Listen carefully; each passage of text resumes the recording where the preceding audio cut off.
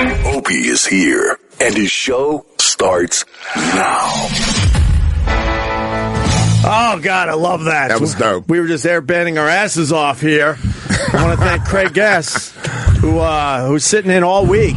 Yeah. And I wrote him, I'm like, hey, bro, we need a song to start the show today. He goes, how about Won't Get Fooled Again? And I just started laughing because that just killed 8.5, 9 minutes of radio. It was on for 2 miniseries. Even Sherrod was part of the air band there at the end. Yes, it got me in. We dragged you right the fuck into that, man. It's all good. What a pompous way to start a radio show. That is a great fucking song. It's a talk show. I don't have really an intro for this show, so we play a song, and I'm like, yeah, let's just kill 9 minutes. You already got like a 2.5 hour show with commercials, and then we're going to add. Don't tell anybody. Oh, sorry. Then you add a 9-minute song. That was the longest. You're giving my shit song. away, man. Oh, man, that is beautiful. Yeah, you're right. In a 3-hour show, we'd probably do about 2 hours and 25 minutes. I said we played a song 2 more times today. Someone suggests, was it you, Paul? We play a long song every day this week to start the show. I might dig into some yes. I got to tell you were talking last week, 2 weeks ago, about that movie Gleason. I finally saw it. You did? Oh, yeah. Have you seen it, Sherrod? No. Do you know who Steve Gleason is? No. Steve Gleason was a New Orleans Saint. He was a football player who has ALS and communicates with a computer that he uses his eyes to pick out the letters to form sentences. Oh, really? He's not moving at all. And the movie brings you through him learning that he's got Lou Gehrig's disease to the point where he's not even moving anymore. At first, he's talking and doing everything still. He documented everything, including arguments with his wife where he's incapable of speaking, and he's in a room alone with his wife and talking to her through a computer saying, I noticed you didn't look at me all today. Like, they're just having a normal argument between a couple, except he's in a wheelchair, and sometimes, you get arguments where you feel indifferent. Right. His wife is laying on the bed going, sorry. Yeah. And then he's got to take a few minutes to build up another sentence again. Yeah. She goes, yeah, I'm sorry, I'll change it next time. Right. She doesn't give a shit. And it's painful to watch. Wow. These people but it starts with his diagnosis, and then they've got everything documented as he slowly starts losing his ability to walk and talk. Shit. By himself. Yeah. Don't forget the shit by himself. That scene was brutal. I'm like, wow, they're documenting this. First time where he realized, I can't do this anymore, and someone had to help him onto the toilet. And the one that got me is he's got this relationship with his dad. His dad's his dad's really religious, like hardcore. His dad says to him, well, you got to get right with Jesus if you're gonna get saved. And they have arguments about his faith, and he's got this disease, and his dad, and they got this on film, convinces him to go see a faith healer, and he's already starting to feel the effects of his ALS, and they got him on camera in this church where there's a guy saying, anything that's bothering you, I'm going to heal you, and everybody get ready to line up, and Steve's feeling it, and he goes, I'm gonna run. Yeah. I'm gonna, and he's struggling to get up, and he's like, I'm gonna run.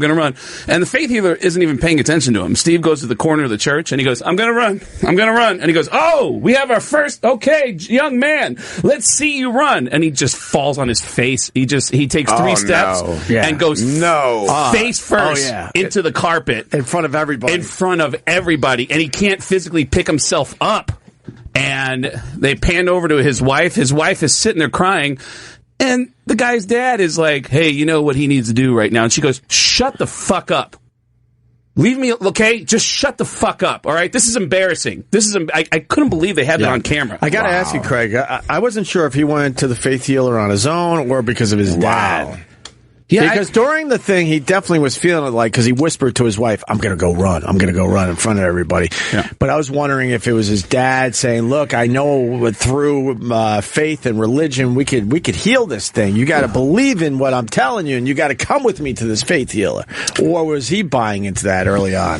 It's a good question. I mean, I know they showed that story towards the beginning that him and his dad controlled his life through fear and God. Right. And so they don't really introduce whose idea it was. But I've met the guy. Right. He's a friend of a friend up in Seattle. Mike McCready has had Steve over to his house. So you're talking about the Mike McCready from Pearl Jam. Yeah, you casually say my friend Mike McCready. I know it's a shitty, like, he's a nobody to me. Yeah. He was right not to mention his credits. Who cares? Well, but It's the guy from Pearl Jam. I've seen Jerry McCready or whatever. Who what? No. Yeah, but I've seen Steve up at his house, and they've explained to me, hey, we have somebody at our house this week. His name's Steve Gleason. Really cool guy. He used to play professional football. And he's got ALS, and he's a friend of the family. And so I've seen him up there. And he's actually he's a funny dude. I remember Mike giving me my first introduction and saying, hey, this is Craig. He's a comedian. He does impressions. And so I'm doing impressions for him and his friends. And his friends started asking me, like, how did you learn how to do impressions? And Steve said, through his computer, Craig's family is deaf. So he probably learned how to talk by listening to TV. And I said, you know what? Steve's right. That's absolutely right. The way I learned how to do voices is my family wasn't talking, so I had to listen to TV, and I copied all the voices there on TV. And then Steve goes, my kids will probably grow up to sound like robots. And I went, that's a great line. That's strong. Yeah. So how bad was he when you saw him? He obviously was talking through the computer, but yeah, he was already it's his eyes. His eyes can move, and that's it. And you can see him smiling with his eyes. Right. You can see him, like, give you a wink when you walk into the room. And but the thing I noticed about him is that, like, I grew up in a deaf family, so I always hated when people would tiptoe around my family and go, hi, tell your mom she looks very pretty. And it would be like this incredible sensitivity that makes it awkward for everybody. Right. And I noticed people doing it to Steve. So every time I saw Steve, I just went out of my way to go, what are you doing, man? You watching porn on the thing? Like, I just talked to him like a normal person. And I'm sure he appreciated that. And and he's just a funny guy. I got a question that I would love answered. Why do the eyes still work? As far as the muscles in the eyes. I don't know. Because without that, you can't communicate at all, because he uses his eyes to pick out the letters on the screen that allows him to communicate. I don't know, but because everything else on him is gone. I wonder if... First of all, how long did it take from diagnosis to... Oh, you don't want to know. It's bad. A little feeling in your leg one day, and you go to the doctor, and 9 months later, you're frozen in time. Yeah, if you're a hypochondriac. I think it was about 9 months. I don't think it was more than 9 months. I want to say it was documented, like, year one, he's trying to do a triathlon. Right. And his wife can see that he can't lift himself up out of the water. Right. And he's starting to, there's like a... little stuff like that. Yeah, it's like a little stutter step. There's a little bit of a physical struggle to do some things, and then they go like to motor skills type of situation. I would guess within 2 years, but I mean within the first 9 months you're losing a lot. But here's why the guy's a hero: is that the guy can only physically move his eyes, and he's raised millions of dollars to help people like him who need the equipment that he has to communicate. Well, but more importantly than that, go follow him on Twitter. He does more with his weekends than I'm doing. Yeah. I'm like, how is this guy doing all this stuff? How old is he now, by the way? He's not that old. That's a good question. He's not even 4. I mean, I would say early 30s. Yeah, no, more than that. Later he 30s? retired young. I think he retired around 30, 31, 32-ish, and I think we're about 5-6 years in. So I would guess late 30s. All I know is that whenever I would see him, he had this, like, football buddy with him who was in the documentary. Yeah. Handsome guy. Yes. Big, strong guy. We had him on the phone. Did you? I forgot his name already. Really charismatic, yes. And every girl in Mike's house wanted to fuck that guy. He was not only handsome and charismatic, but he's helping out his buddy. His buddy wants to climb mountains, and he physically carries his buddy to climb mountains. If that's not getting you pussy. God damn, I'm glad he's busy doing that, because he ain't got time for pussy. Yeah. Because he would get it all. All right, this leads to something. Holy shit. I wanted to ask him because he was on the phone, but I felt like it would be over the line. You saw the scene in the movie where he's kind of giggling with Steve's wife. Yeah. And I think it was the kitchen, and Steve's just kind of sitting there. Yeah, I know where you're going with this. Did you see the moment? In the film, there was a moment where it was obvious, and I think the filmmaker did that on purpose to make you wonder. They're definitely I would say almost flirting with each other, okay? Almost. Yeah. And Steve Gleason just sitting there in the background, just frozen and looking at his screen. How does the sex thing work? I don't know. Does Steve Gleason tell his wife, look, you gotta stay sexually healthy, or how does that work out? I don't know. I mean, you think about is she having something going? Is there something going on with that guy? See, well, there you go. If you're mature enough in a relationship to tell your significant other, like, if anything ever happened to me, I'd want you to be happy. I wouldn't want you to... I tell my girl to stab yourself in the pussy. Your pussy's going out with me, bitch. Stab yourself in your fucking slit, you slit.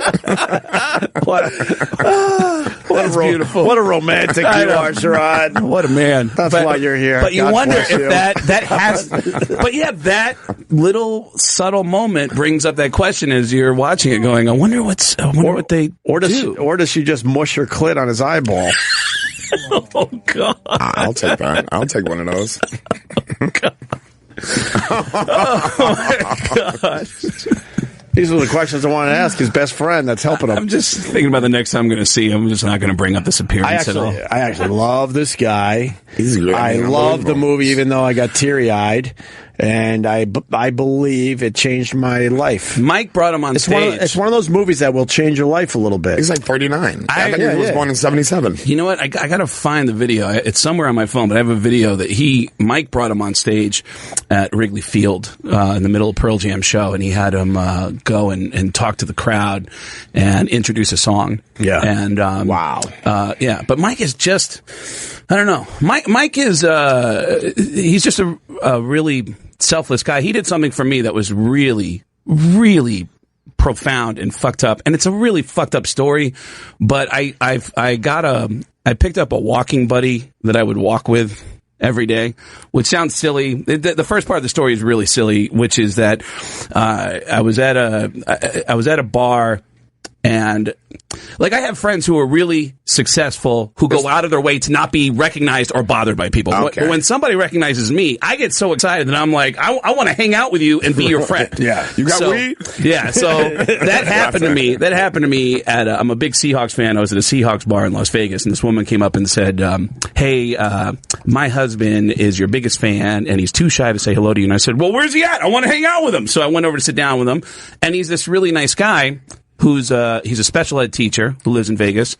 He's really overweight. He's got a shit ton of health problems that has caused him to be swimming in debt. He was actually in a coma. And Jesus. He starts telling me his story. Should they stop billing you when you're in a coma, though? Fucking assholes. Yeah. And it's like, charge me when I get back, man. I think they got to stop the meter at that point. Yeah, exactly. Yeah. Turn the meter off. Yeah, turn the meter off. If I wake up, then you can start charging me again. Yeah, and they start telling me this amazing story. His wife says, she goes, yeah, I would go visit him when he was in a coma, and I would play his favorite band on a boombox. Right. And he actually had a physical reaction when I played his favorite band. He actually, on one of the mornings I came to visit him, he actually had tears coming out of his eyes in a coma when she was playing his favorite band. And I went, wow, who's your favorite band? And he goes, Pearl Jam. And I went, Pearl Jam is your favorite? Do you know that I'm friends with one of the guys in Pearl Jam? He goes, yeah, I follow your Facebook page. You get to do so much cool stuff. And I instantly felt embarrassed that I haven't done anything nice to deserve fun things, right. But I do a lot of fun things. And I haven't put anything out in the world that gives me any reason to be able to do stuff like that. I'll say. Yeah. Sherrod knows. He's been around me late at night. And so I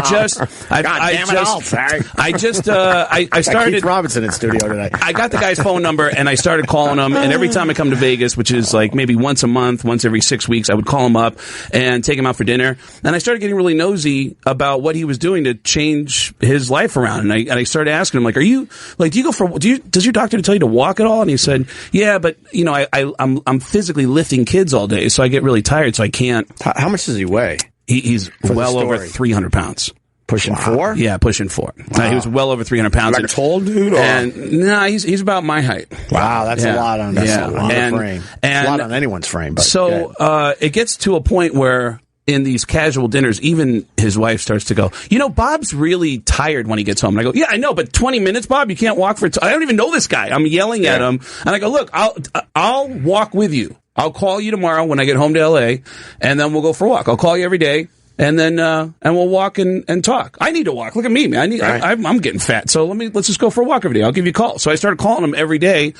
And the first day sucked because when I got home, I was like, oh, no, I got to fucking call this. I told him I would do this nice thing for him, and now I got to go through with it. And he's probably sitting there all excited waiting for your phone call. Well, he was not wanting to walk either. He was like, yeah, I guess. And he's like, I hope he forgets. Yeah. And so you should have had an understanding, like, you don't want to walk, I don't want to walk. We'll start tomorrow. Yeah. But we started it, and it felt good. We walked for 20 minutes, and then we started doing 30 minutes every day and work our way up to an hour.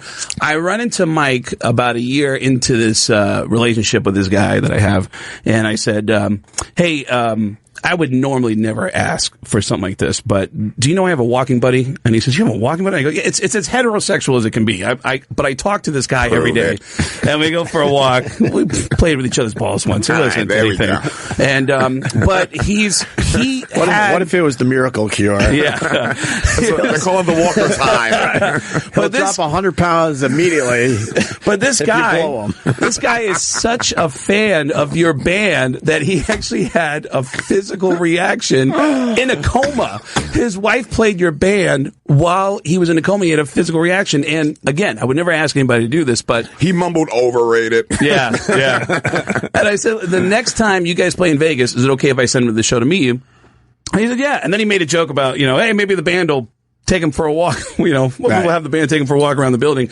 And so he said he would do that, and I was going to surprise Bob with that. And then last September, I got home from a road gig. I swear to God, don't tell me the dude's dead. Well, she called me up and said, I got some bad news. He's got 48 hours to live. He had another incident. He's got 48 hours to live. So I get in my car and start, I landed in L.A., I start driving straight to Vegas to go be with Bob. And I started texting Mike, and I said, Mike, I don't know if you remember, you said that you would meet a friend of mine, my walking buddy, who's a special ed teacher. He's not going to get the chance because I just got a call that he's got 40 hours to live. I'm actually in a car driving to Vegas to go be with him. But I would like you to know what he would have said to you, because he talked about you all the time. Right. And he didn't know that he was going to get the chance to meet you someday. So I start writing a fan letter to my buddy via, what the conversations I had with Bob. And Mike writes me back and says, what's his name? And I said, it's Bob Miles is his name. And after about 20 minutes, he started sending me videos of him playing guitar for Bob. He wrote music for Bob. This is the first. What? That's incredible. This is the first clip right here. All right, let me push play on this. Hey, Bob Miles, it's Mike McCready. I got a message from my dear friend Craig Gass, and I want to send you something I'm writing for you right now. So hopefully this helps you in your journey. And he sent me 4 clips of music that he wrote for Bob. And I called Renee and I said, hey, Renee, I'm on my way to Vegas. I'm going to be with Bob. I'm coming to be next to him. But if he can watch anything, please play this. I'm going to start sending you some clips. The guitarist of his favorite band just wrote some music for him. Mike McCready from Pearl Jam wrote some music. So I started sending her the video clips. She went to his bedside. He was still able to listen, and he was still somewhat conscious. And she said, Mike McCready from Pearl Jam wrote some music for you, and he wants you to see these messages he sent you. And he sat up in bed, and he tried to hold his eyes open because tears are pouring out of his eyes. And the last thing he saw was his favorite guitarist of his favorite band playing music for him. That's the last thing Bob saw before he went under. Wow. Yeah. And that's the kind of person that Mike McCready is. Yeah. Good guy. An incredibly selfless person. It was one of the most profound, it's the most profound thing that's ever. You could see that Mike McCready is really depressed about what you told him. Yeah, it meant something. Video. Well, what? For real. Yeah. Why are you laughing? Yeah. I could tell that he's really bothered by what you told him. Yeah. He's because he stumbled and said on your journey. He knows. He knows that his life on this earth is over. And what do you say? Right. How many kids does this guy leave behind? 2. Oh, young kids? 2 teenagers. And you know what? His kids loved him. I don't know any teenagers that love their parents, and his kids adored him, which is the first thing I picked up on in hanging out with him is like, wow, man, this guy's like such a selfless guy. He's a special ed teacher, and his kids love hanging out with him. He was just a really good dude. God, that's a hell of a way to start a week of radio with Craig Gass. I'll just walk out. Sherrod Small, drop your mic and leave. Thanks for I don't even know where to go after that. That's deeply depressing.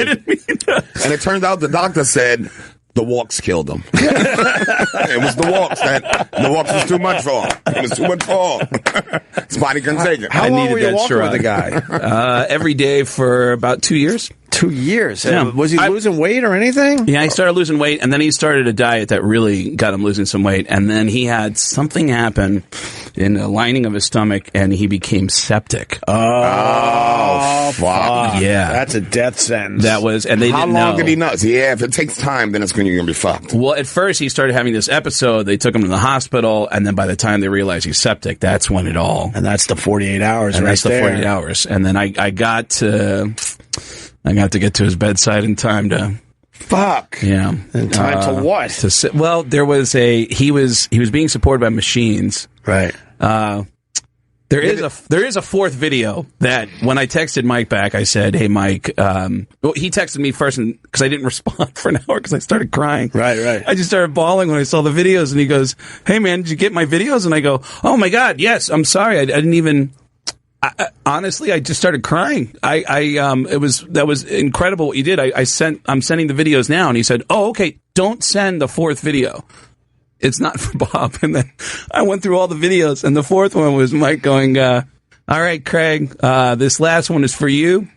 You're a good guy, and that's why you deserve some lick it up." He started doing my Paul Stanley impression and started singing "Lick It Up." So when I got to the when I got to the hospital, Renee let me go be alone with Bob, and Bob's already being supported by machines, and I started talking to him, and I started playing him the video clips up to his ear, and then I said, "Bob, there's one more video that nobody knows about. Mike completely ruined a Kiss song, and I'm going to play it for you." And I started playing, and every time I play the Kiss song, he would like shake a little bit, and I go, "I know, it's fucking right? It's horrible. It makes you want to just walk right out of the hospital, right? This is terrible, right?"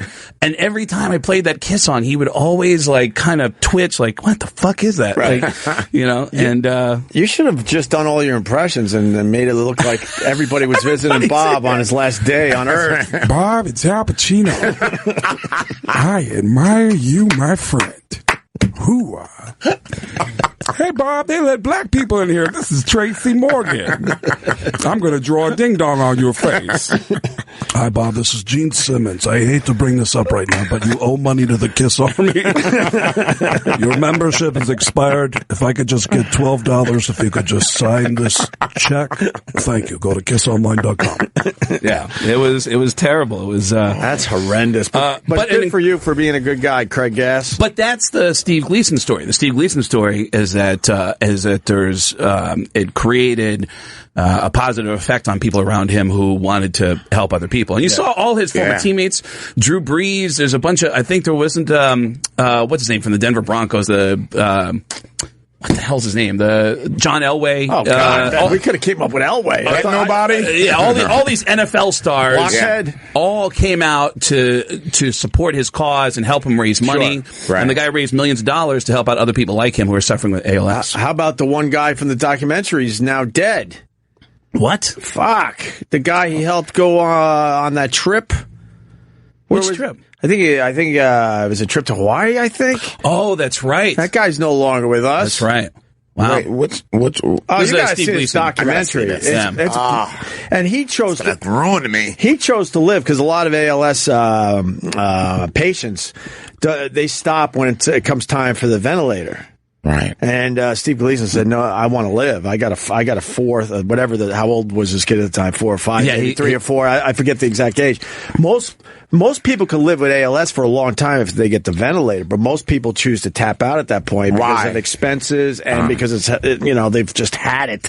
Yeah, Sherrod, here's the motherfucker of the story, is that his kid is about to be born as he's getting the first stages of ALS. So he starts making these videos, like that movie My Life, which is a motherfucker of a movie. Yeah, he's giving him advice on girls and shaving and this and that. I don't know how many hours he did. But. Yeah, he just filmed a bunch of videos of him talking to his son, saying, I want you to get to know me. Right. And I want to just give you some advice, and I want to tell you about how you should carry yourself in the world. Right. I don't know when you'll be seeing this and how old you'll be when you watch this. Kids are assholes, though. And at that point, he didn't. He didn't be like this. What format is this? Beta? Right. I don't fucking watch this. Mom, I gotta watch another video from Dad instead of playing Minecraft on my iPad. Somebody dig out the beta maps on her. Watch this fucking ghost tell me something. He'll appreciate it around 30. Probably in his early 20s. He'll start really appreciating those videos mid-20s. for real. Yeah, he'll appreciate a couple of them here and there, but then it really will sink in later. Definitely when he has his kid, he'll have a kid coming for himself, and then he got his fathers on videos.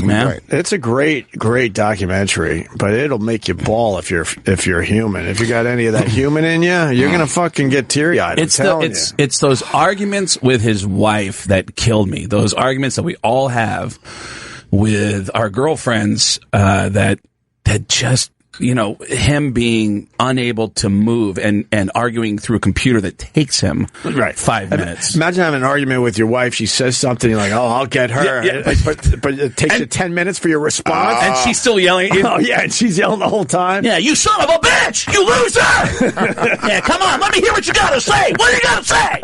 Come on!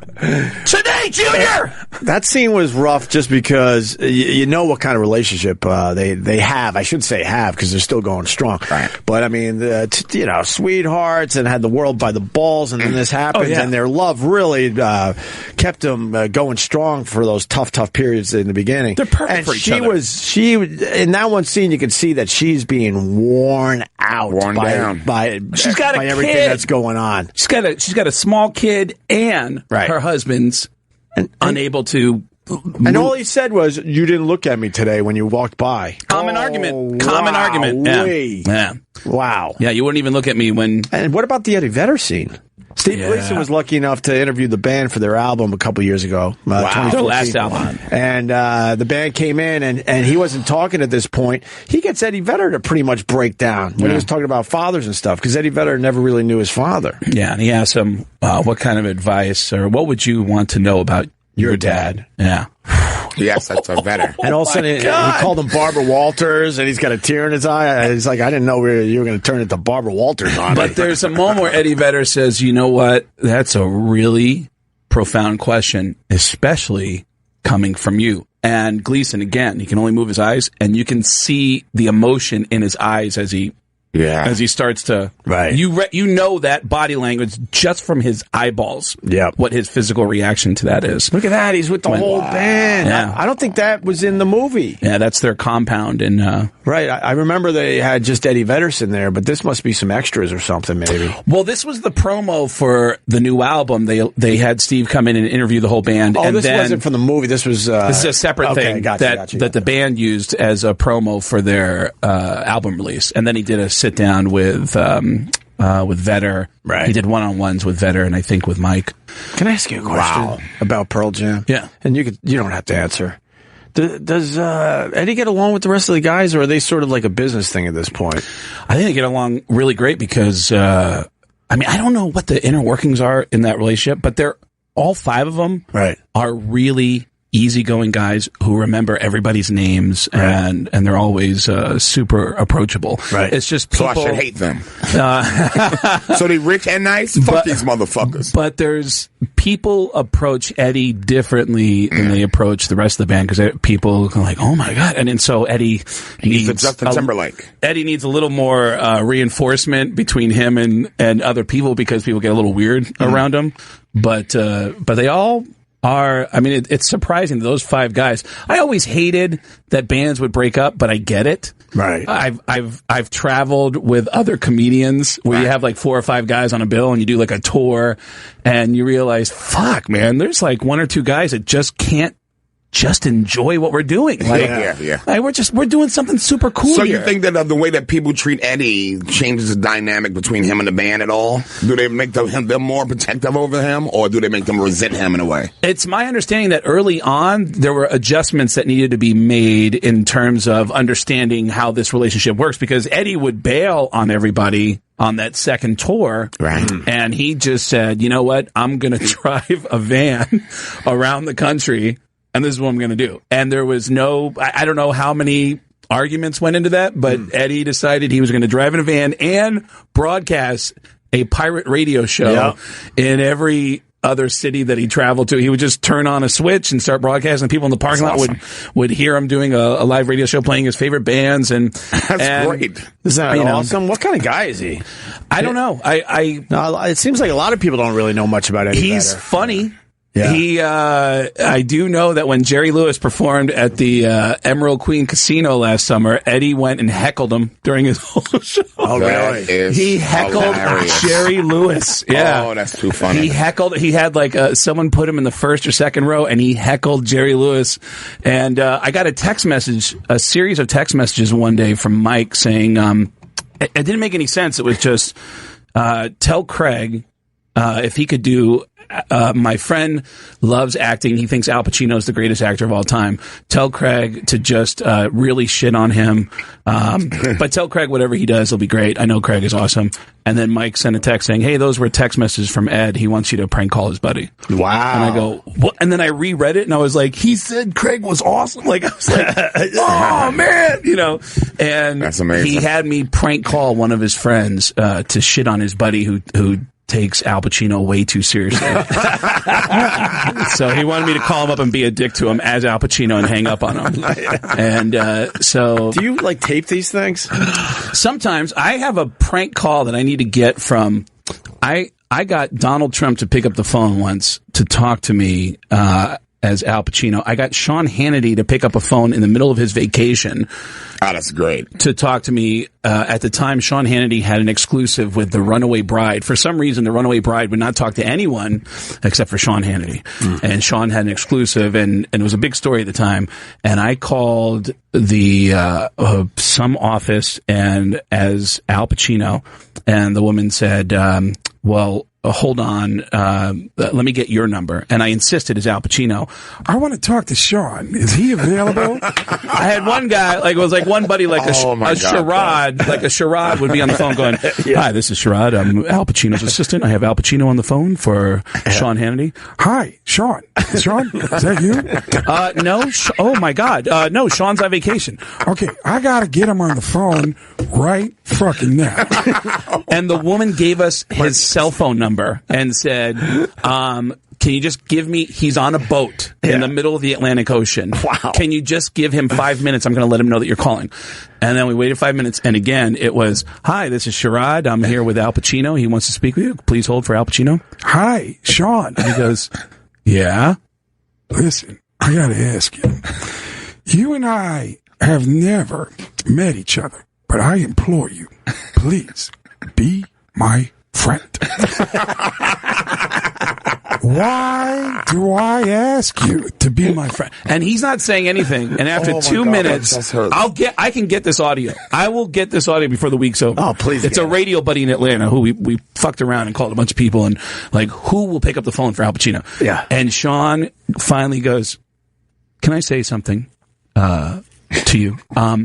When I first got the phone call that Al Pacino wanted to call me, I have to be honest with you, I thought it was a prank. But can I tell you, I love you. I adore you, sir. And come on. And then when we finally revealed, hey, we're just fucking around. My God. My radio buddy jumped in, who used to work with Sean at a radio station somewhere. Yeah. Sean started in radio. Yeah. And he said, hey, Sean, we're just busting your balls. And he goes, oh, that's great. And they said, do you mind if we keep the audio? And he goes, yeah, you have my permission. Do whatever you want. That's awesome. Oh, I was so thankful for that.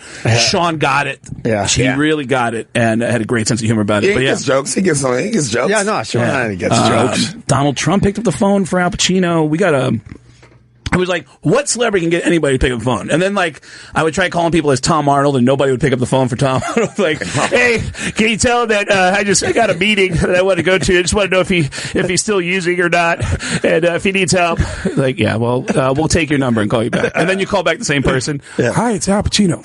Yep, please hold. They put me right through. Tom Arnold, they don't want to talk to him. They wouldn't talk to Tom Arnold. He's America's Tom Green. Yeah. Before we get too far away from Steve Gleason, this guy wants in really fast. So we got Craig Gass and Sherrod Small in studio. Indeed. Jeff, what do you got, buddy? Is this the Jeff from a couple weeks ago? Hey, Craig. Yes. The handsome fellow that was helping Steve is Blair. Blair. Right. The big guy. Hey, Blair and Steve actually want to hear all this promotion that you guys are doing for the show, but they can't. Can you release that on the YouTube channel? We do shows, or we can put the Blair interview up. That's Steve Gleason's good friend. That's really helping him live. Yeah, I mean, Steve would like to hear, because y'all are promoting the shit out of this movie. Y'all are doing more than a lot of people. I don't know about that. This movie seems to be doing very well on its own. But oh yeah, you're promoting it. It's also up for. It's being considered as one of the top documentaries for what's the award show that's coming up? The Oscars? Globes. Yeah. The Globes. What's that show that Chris Rock does every 5 years? Right. I don't know which one. Yes, the Globes. It's one of the top 15 documentaries that's being considered for an Oscar. Let me look at the top documentaries of 2016. I'll tell you if he has a shot or not, okay? All right. Let's see what we got. I love documentaries to the point bring that show back. To the point I saw one over the weekend just called Tree Man. On Netflix. What is it? Oh, it's almost embarrassing after what we just talked about for the last hour.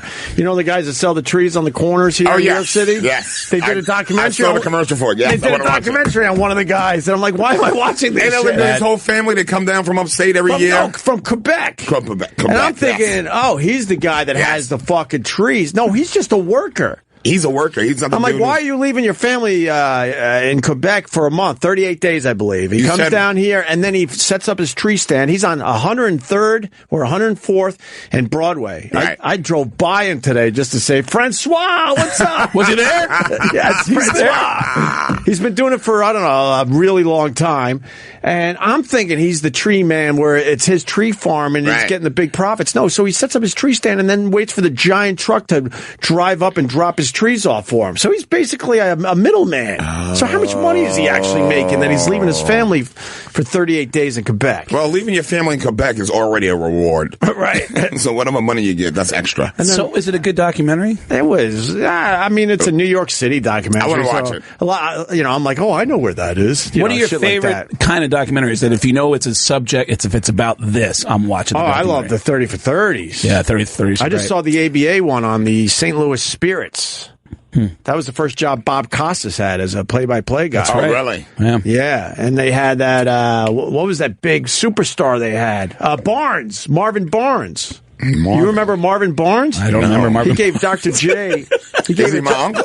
He gave Dr. J a run for his money. He was one of the best players he was probably the best player in the ABA, or very close. Well, Dr. J was in the league as well. Right. And they're saying even better than most of the NBA players. And did he not switch over and went to the league? Drugs and just disciplinary action, wanted to hang with gangsters and some bitch drug didn't listen. dealers and all I love murder documentaries. Anything with a murder, if they can catch them by the end of the documentary. Dear Zachary? Well, I haven't. You know what? You've been talking about that. Do it. That's the tearjerker, right? It's fucking brutal. All right, let me go back to Jeff. So, Jeff, here are the top documentaries of 2016. Give it to me, Paul. The Bandit. What the hell is that? An actual documentary on the movie? The making of the Smoking the Bandits. Making of Smoking the Bandits? No, I didn't know that was out. Is it really? How cool is that? We got to watch it in here. Dude, I'm searching documentaries all the fucking time. I never saw that one. I mean, I never even saw it advertised. I would love to see that. Are you kidding? Give me this list. Print this up for me. All right, The Bandit. What? Keep going. You go fast. My Beautiful Broken Brain, City of Gold, Unlocking the Cage. Trapped. I don't know any of these. I want to watch all of them. This one was fucked up. Oh, Tickled? Tickled. Underground club where they get guys that need a little money to agree to be tied down and tickled. Really? Yes. And rich guys tickle you. Yes, Jeff, go ahead. I guarantee you there's no documentary out there that shows as raw footage as this documentary shows. Gleason? Is there a documentary out there where somebody's bowel and bladder function shuts down and he shows what he has to do? Bowel and bladder function? I mean, that's... Oh, no, they didn't hide anything, man. I agree. So wait, what happens when it shuts down? What do you mean? They got to get a bag. Oh, that's what he's talking about. Okay. Well, they got to stick a finger up the asshole. Oh, yeah, that's true, too. Yeah. They bring a nurse in. You buried the lead, Ope. I got to hit a finger up the asshole. Yeah. I forgot about the finger up the asshole. Buried the lead, brother. Forgot about the finger up the asshole. Buried the finger. Yeah. Really? Yeah, it's an intimate documentary. Right. Okay. You know what? It's go back to the list. I want to go quickly through this. All right. So Tickled is really fucked up. We can talk about. We could do an hour on that. Dark Horse. Keep going fast here. That JT Leroy story. I'm finding out I didn't see a lot of these. My Love Don't Cross That River. The Event. Keep going. The Other Side, never heard of it. No Home Movie. I guess I suck at watching documentaries. There's your boy. Gleason's at ninth place. Nuts is 8. Is it in order? Is this in order? Oh, the 13th Amendment. That one was good. You watched 13th yet? I've heard about that. I heard you guys raving about that last week. Really fucking good. Damn, I got to watch all these. 0 Days. What's 0 Days? Under the Sun. Wiener. I didn't see Wiener. Wiener was great. Really? Yeah. It was on Showtime. All right. Kate Plays Christine. OJ Made in America. Of course, I saw that. That was amazing. Yes. And then Camera Person is number 1 if this was in some kind of order. If the Gleason... Did that chick die? Huh? The Camera Person. I think that... Oh, really? I'm not sure, but... The arguments between Steve Gleason and his wife. It's like listening to Bonnie and Rich argue if Rich was paralyzed and had to talk through a computer. So you mean in a perfect world? It's so... So you're talking about Nirvana. It's so brutal what they're allowing the public to see of their life. It is so brutal. That's a great line. See, I can do impressions, too. The worst. Computer would have a lisp. Jeff, seriously, thank you for turning us on to Blair. That was a good interview we had with him a couple weeks ago. And if you don't mind putting it on your YouTube channel, and if you could put this episode on your YouTube channel, I'll make sure they get it. I sent you a message on Twitter, but I don't think we're friends, so I don't know. How about you tell the guys to get some Sirius XM satellite radio? Well, you're going to be off soon, so why would we want to do that? Oh, man. Throwing shade. Shots fired. Blow. Wowzers. I don't know what's going to happen yet. Well, now that you got the staff crying... Hey, thanks for taking the call. Sorry. Wow. I finally got something on you. Thank you, Jeff. All right. Craig Gass in studio. The phones are lit. What's up with Sherrod's voice? Yeah, you're still sick. I'm still haven't explained that. I didn't even know you just walk got in. Sick last week. Not sick, but I lost my voice last week. From what? It just some virus going on? Shit going around. My girl got sick. Everybody got sick. All the comics at the podcast and shit was sick. Really? Yeah. Everybody's voices all fucked up like yours? No. Well, some were, yeah. Oh? Yeah. Wow. A lot of it. I just saw Breuer in the hall. I think he's stopping by today. He's been sick for like a month, he told me. It seems like it's hitting all the comics. Wow. So I'm completely fine. Son of a bitch. I stink. That's fucked up. Yeah, I should have rested all week last week, but I didn't. I kept working. But did you get it checked out? Yeah. And are they saying laryngitis or any of that shit? What are they saying? Yeah, you just had a little laryngitis. You just like you got a tight throat. Fuck. Your throat's sore, so yeah. Take it easy and take some of these. But you're not taking it easy. You're doing stand-up. And you're talking on the radio. Take it easy. I did a bunch of shows since he told me that. Did you? And could you feel like your voice getting more fucked up as you were doing stand up? No, I did at the beginning of last week. Last week, like end of last week. Okay. Yeah. You feel fine? Your voice just sounds shitty? Yeah, it don't hurt anymore. But but you feel good. Oh yeah. That's so. Are you still weird. contagious? No. No. Down. Jim Brewer. Jim Brewer. You too. It's old homework. Came out of nowhere. How are you, man? We're taking a break if you want to do some radio with us, Mr. Brewer. Taking a break. What are you doing? We're taking a little break. We just talked for an hour. Damn the break. Can you stick through the break for a few minutes? Yeah, well. He's coughing too. He's been sick too. I've been sick for a month. Really? Yeah, it's been horrible. Wow. I lost my voice. If you can't wait around, then we continue. That's what we do.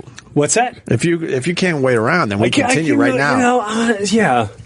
Yeah, you what? really wait around. You can't wait around? No. I want to get out of here. Wait You want to around. beat that traffic? I want to beat that traffic. I live in Jersey, man. I Jump in? hate. I hear you, man. I'm getting out of here. I like the beard. Oh, thanks. Beard looks good. Thank you, brother. Yo, I Rugged. reached out to Craig. I don't know, it was like months ago. Yeah. I've been dying to talk to you. I've Yeah. been dying to hang out. I want you. There's there's too much to even All right, talk let's do it. I know you were going to Japan or China or somewhere. Yes, I was going to Japan. Went to Japan. Yeah. That was with it was my family and another family. Brewer's the guy that will travel around the world and come back to me and go, "Who the fuck are you?" People tell me they know you in Africa. Well, I always said It's kind of creepy, this Craig Gass. You know everybody. Listen, I don't care what anyone He's like says. Zelig, too, That's true. man. Yep, He yeah. just pops up in photos and videos all over the place. Craig is either CIA? CIA I'll go CIA, or possibly. alien, Alien, okay. or he runs the rock underground world. Because that's the thing. You'll see like the biggest rock band, and I'll go, "Oh my god, it's so exciting! Oh, there's Slipknot. Is that Craig Gass?" On the side of it, he's the clown. Craig Gass is the clown in Slipknot. I've given up trying to keep track with you, Craig. You pop up everywhere. My favorite is Jim said, someone called me and said, "Jim wants to talk to you." And I said, "About what?" And they go, "He'll tell you on the air." And Jim said, "I went to Africa." Africa. Yes. And I saw this band. Yes. And they were fucking rocking. I said, and they're waving to me like, "Hey, let's hang out." I'm like, "Oh, this is great." And I walked in and they go, "Hey, do you know our friend Craig Gass?" I was in Africa, like full on. I was in Johannesburg, Africa. They got a big rock scene over there, matter of fact. It was crazy. Yeah. And these guys are like, "Dude, fucking, And they all know. it's unbelievable. This guy, Craig Gass." Craig Gass. I adore Jim. I sit down and I start Five Finger Death Punch. Oh, yeah. And I get into him and I turn around. He's doing a whole shtick with Five Finger Death Punch.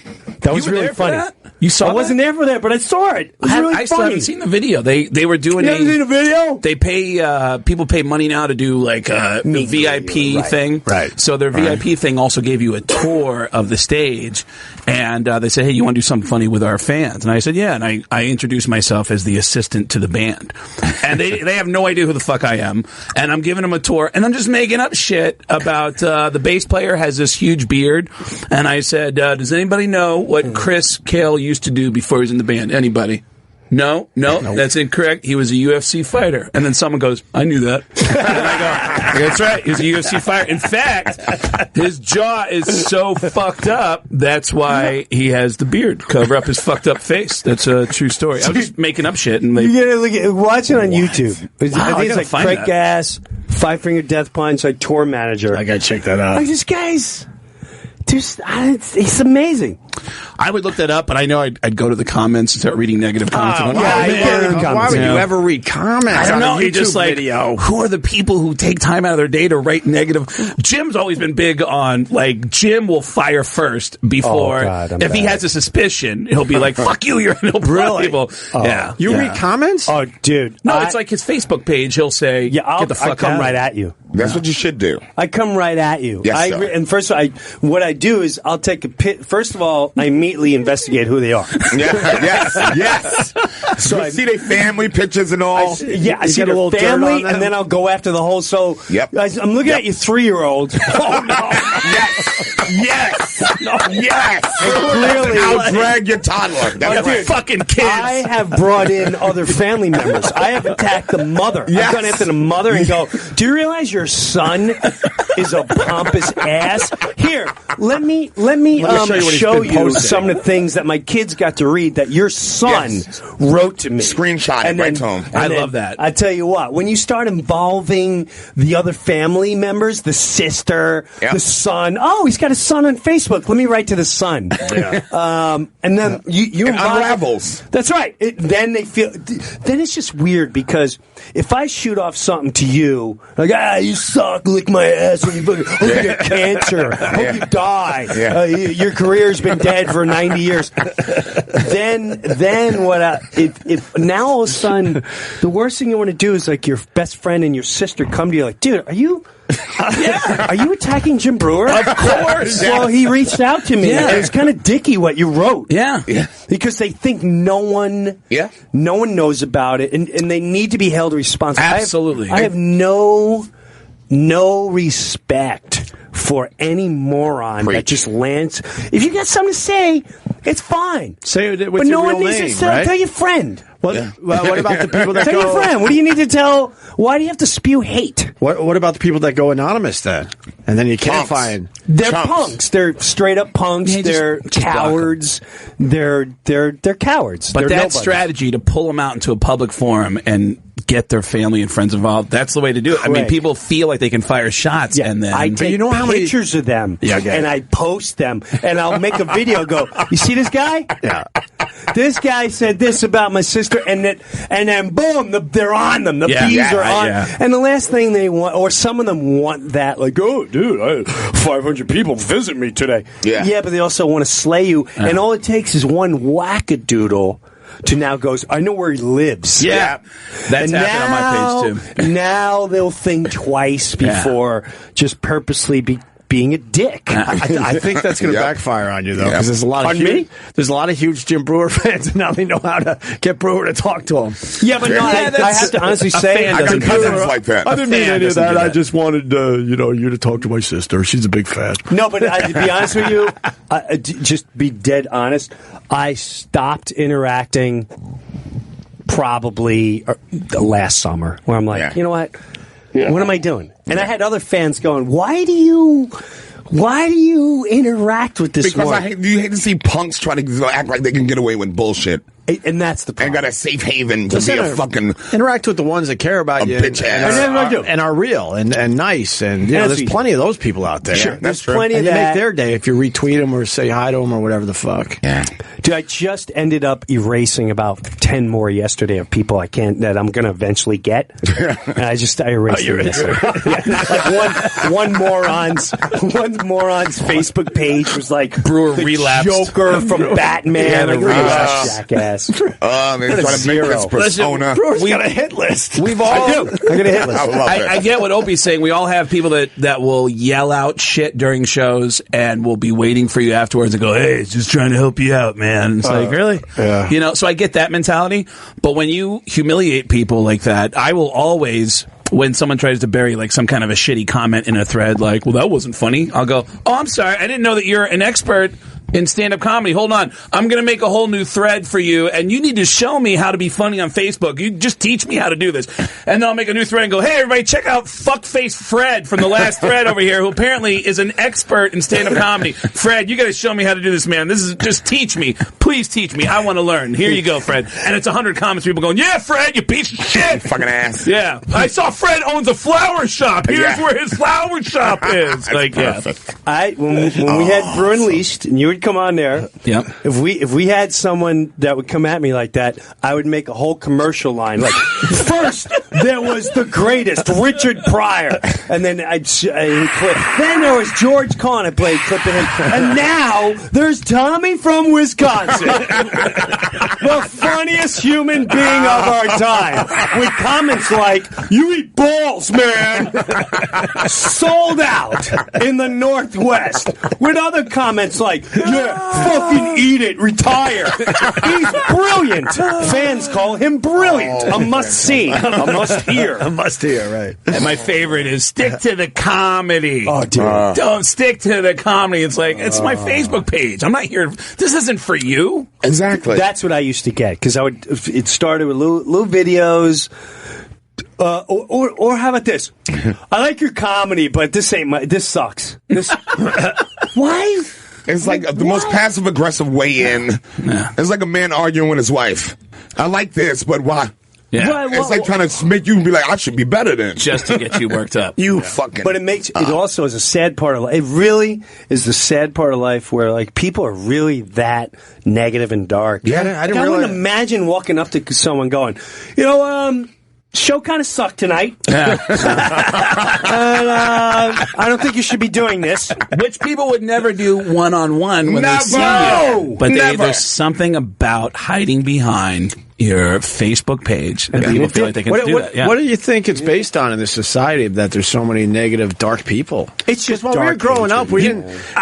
Immaturity. But it seems like it's been immaturity. It seems like it's been ramped up. When we were growing up, I mean, you had assholes, obviously, but not to this extent. We did. We just didn't have access to it like we had with the internet. You can see people's comments. So you think there were always this many people that were dark and negative? Yeah. Wow, okay. It's that mentality you have as a kid where negative attention is good attention, like negative attention. And for the first time in history, you can actually touch somebody you could never touch before. You can actually address them and actually have them read something you have to say. Yeah. So people like to come over and just to get any kind of reaction, they think it's funny to say something shitty to somebody. Right. Yeah. Remember that time, like, when being a teenager in your room, being angry at the world? And kicking shit like, I'll show them. Right. Yeah. Now imagine having a computer. That's the whole country. But the thing about it is Snapchat. We all grow up and grow out of that. We all grow up and grow out of that. But they got Arrested Development. Have you ever had... stuck in the past. We're not. We're talking about people that haven't grown out of it. Right, but have you ever had... My question was... Page, I mean, we're in the middle age, the fucking part of our lives now, and they're still doing that. Have you ever had somebody circle back around and say, hey, I said something shitty to you a few years ago? Yeah. Yes, that's happened to me, too. Yeah. Yes. I've had a few of those. Or sometimes you'll be on the air. I always let them off the hook. I'm like, that's all right, man. Sometimes I'll be on the air. Not happy with that he said some of the shit they said, but they have come forward and said and apologized. That's true. There's times when I've been on radio shows in the middle of the country, and then they go, hey, we got Dave on the phone. Dave will come in. Hey, man, you blocked me. And I'll go, what did you say? Right. What did you I didn't say anything bad. But what did you say? Right. It's like, I just, because your mom's deaf. And I, what the fuck? Like, well, what did you think I was going to do? Yeah, but I don't know. It's kind of a dick. Didn't realize you were so sensitive. Yeah. It's like, my family's deaf. Why are you making fun of my family? What did you think I was going to do? But you've had people say to you, hey, man, I said some shitty things. Yeah. You let him off the hook at that point? Huh? You let him off the hook? Or you I like how Jim looked at you and went, huh? Like he's thinking about quite somebody. aggressive. Yeah. No, hands down. I didn't mean it, Breuer. No, but that's a lot. It's a lot to come up to someone and say, yeah, I think I'm sorry. That's now you're in. You know what? It's all good. I think so. Definitely when it's somebody that you never have to come across in real life. Yeah. And you come out of your way to say, hey, back then I sent you some shit. Dane Cook has some story about his... Right after his parents died, oh boy! Somebody sent him an email and saying, "Your parents died because your comedy sucks." Oh, jeez! And then, a year or two later, was it the doctor? A year or two later, he gets an email from the same email address who said, "Hey, I just want you to know." That a couple years ago, I wrote a really mean email to you, and I want to say that I'm sorry. I was going through some things at the time. This is what I was going through, and I want to say that I'm sorry.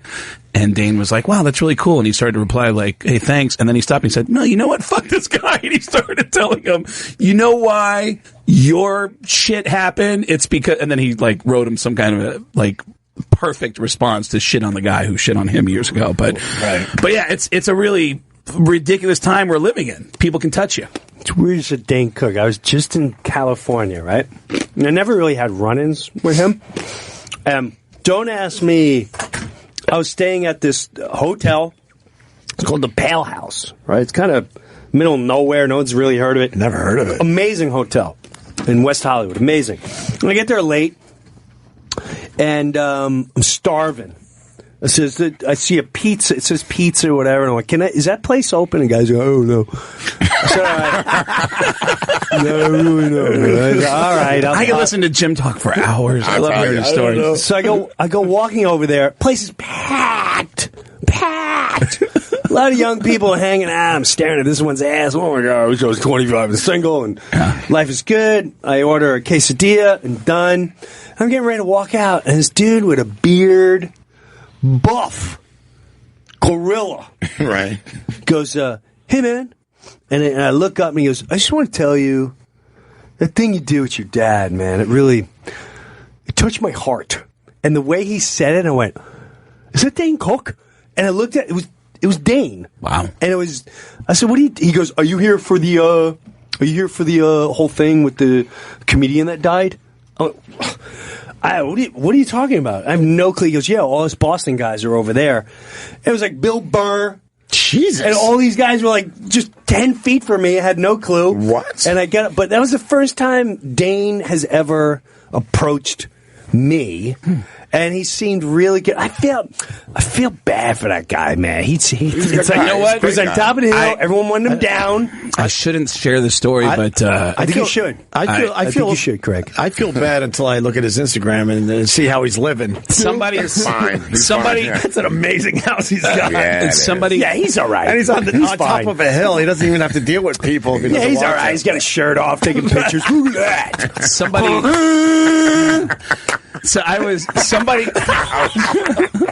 You don't like me? Check out these bets.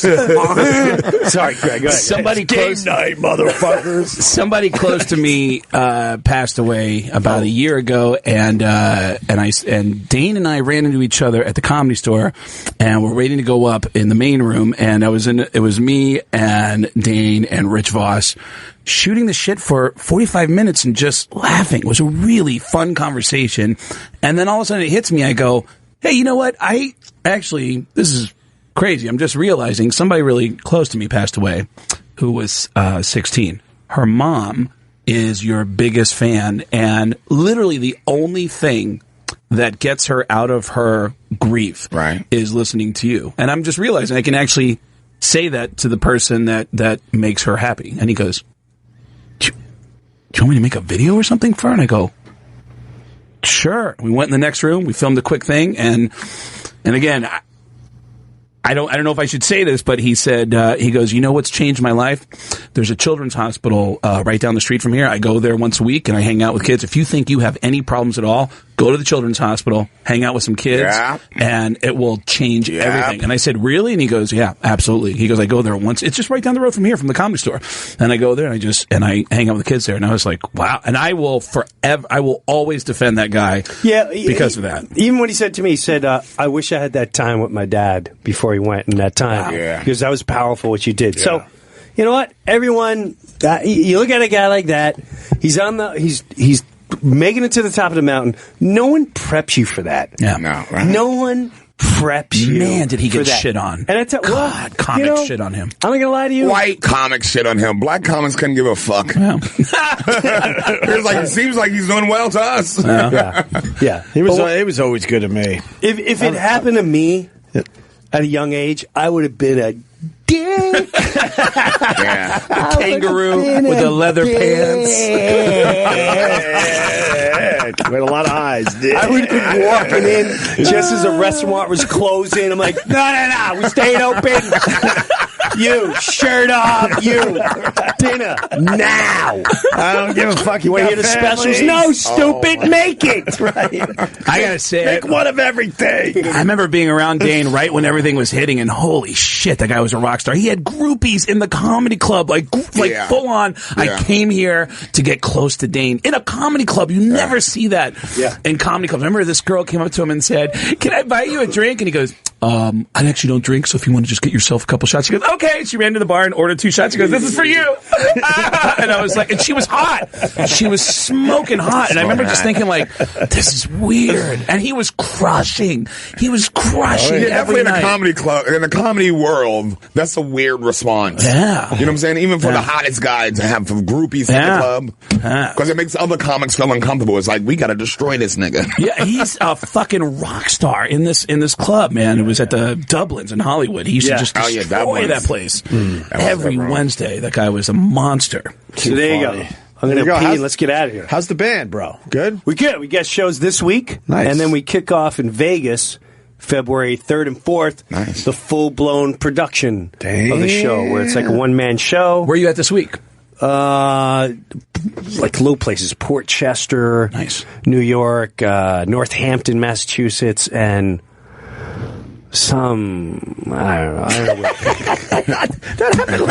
don't know where we are Wednesday night. Some radio things like Sick Puppies and these other bands. JimBreuer.com, is that where all the... I think last time Jim was in here, he realized he had a gig the next day or something. He didn't even know. Remember that? And a lot of fans came up to like, we're so glad you went on Opie. Right. And you knew you had a show. It was Terrytown. Dude, I had a meeting with a network where I came in and this agent went with me to the meeting and they said, just be funny and whatever. And I go, all right. And I sit down and someone at the network said, so who are your favorite comedians? And I go,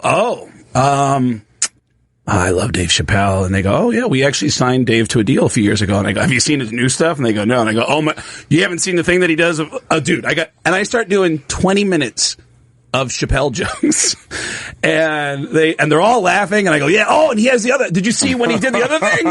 And I'm doing more Chappelle jokes, and I go, oh man, he's my favorite. I mean, they go, yeah, well, again, we signed him a few years ago. Yeah, he's the best. And then we talked for a few minutes, and then we left. And at the elevator, my agent goes, I go, hey, how was that? And he goes, it's good. Hey, for the next meeting, maybe talk more about yourself. And I go, yeah, because we're here for me. Yeah, not Chappelle. Yeah. All right, made him some money. Yeah, made him $50 million. I'm a fan. I'm a comedy fan. Brewer, any other plugs? We got to take a break. No, we're all good. All right. We're all good, man. Great to see you. Absolutely. Craig Gass is here all week. What do you got going on? I'm at the Kirkland Performance Center January 20th out in Seattle, and then Super Bowl is going to be in Houston. I'm performing in Houston that weekend. All the info is at getgas.com. Getgas with 2 S's.com. And Sherrod Small. Yes, we got Race Wars this week. Me and Kurt on, and we got the Race Wars tour starting in January 18th. Nice. At the DC Improv. Nice. The weekend of the inaugural. Beautiful. That's how you do it. We're going in high. We're going in high. Madness. Good job. It's going to be a good time. If we don't go for a redo with the Russian thing. What? Oh, stop. Stop. They're asking for Russia. They're asking for a redo. Stop. A recount? Yeah, there's a redo. Stop. Yeah, Would you rather fight Russia or join forces and take over the world? Right. They're basically saying, if Russia fucked with our election, we wouldn't allow other countries to do this, and we should have a redo. That's sore losers talking. Stop it. I really could care less. Are we teaming up? McCain, other senators call for Russia inquiry.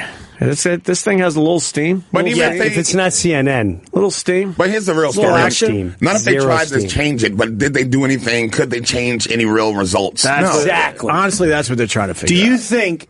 Let me tell you something. Yeah. I just played Oklahoma. Wow. You saw a lot of red hats. Do you think in that sold-out auditorium there was one guy going, I'll tell you this.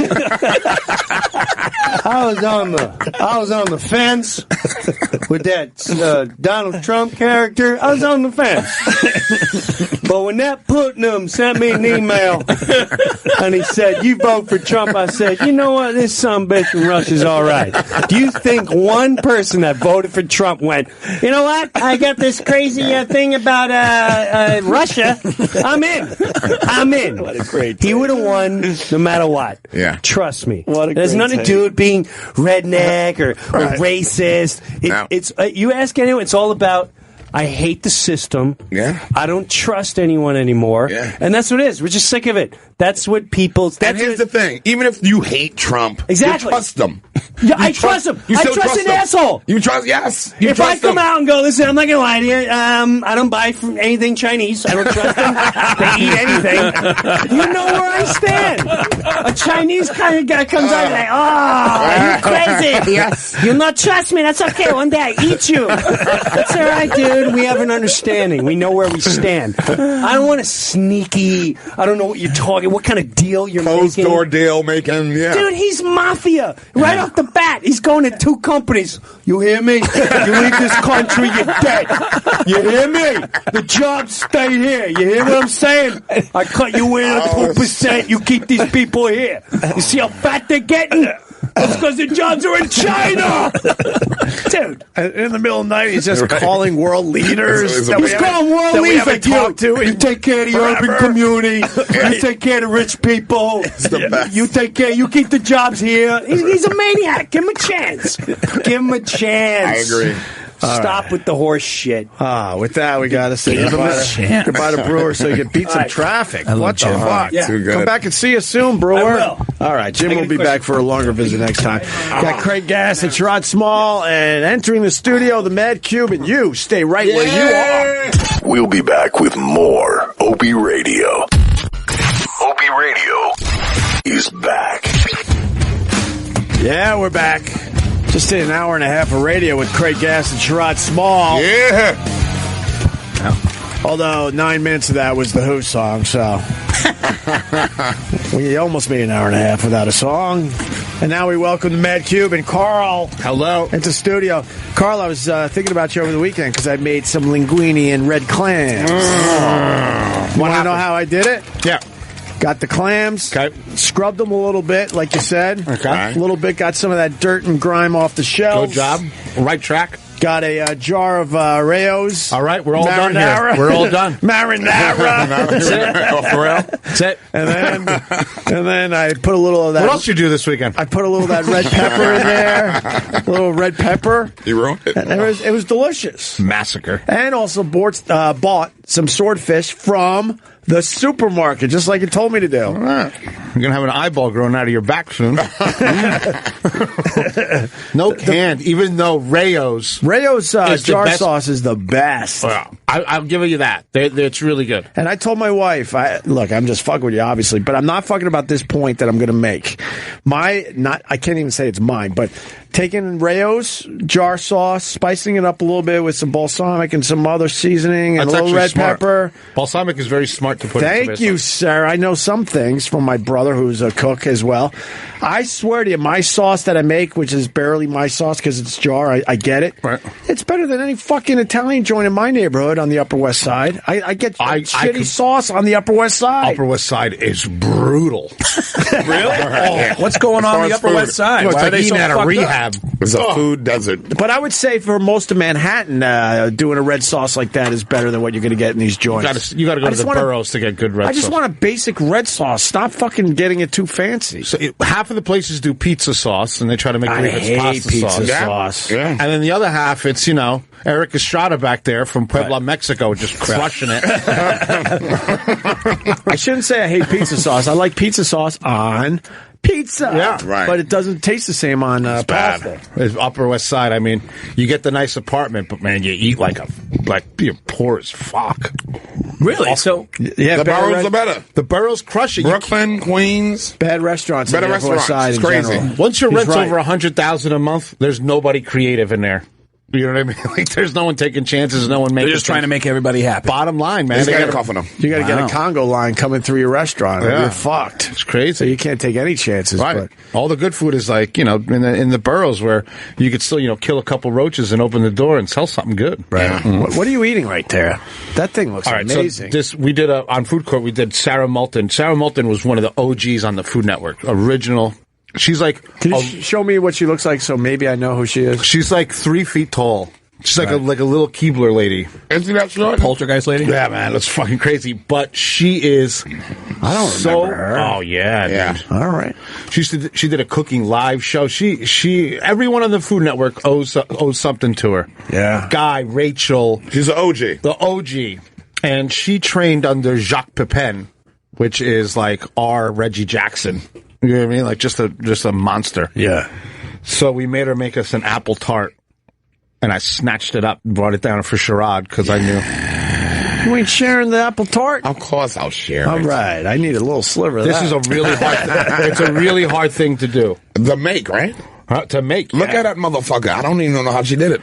Like this is like real baking. I mean, What a great Sherrod take on anything. Look at this motherfucker. look at the crust. Right. I mean, look at it just perfect. How do you get the crust and the apple? Hey, Sherrod, I want you to meet my kids. Look at these motherfuckers. Bacon is the hardest. I heard Sherrod was in the building. I was like, I gotta bring As something. far as like cooking, baking is the hardest one. I thought. hardest one I thought. Oh my god! Ever since I did this show last I week. would burn the shit out of that. Ever since I did the. Yes, Carl. After I did the show AKA last Matt week, Cuban. Yes. all fucking week on Twitter, I've been like a fucking fat guy help desk.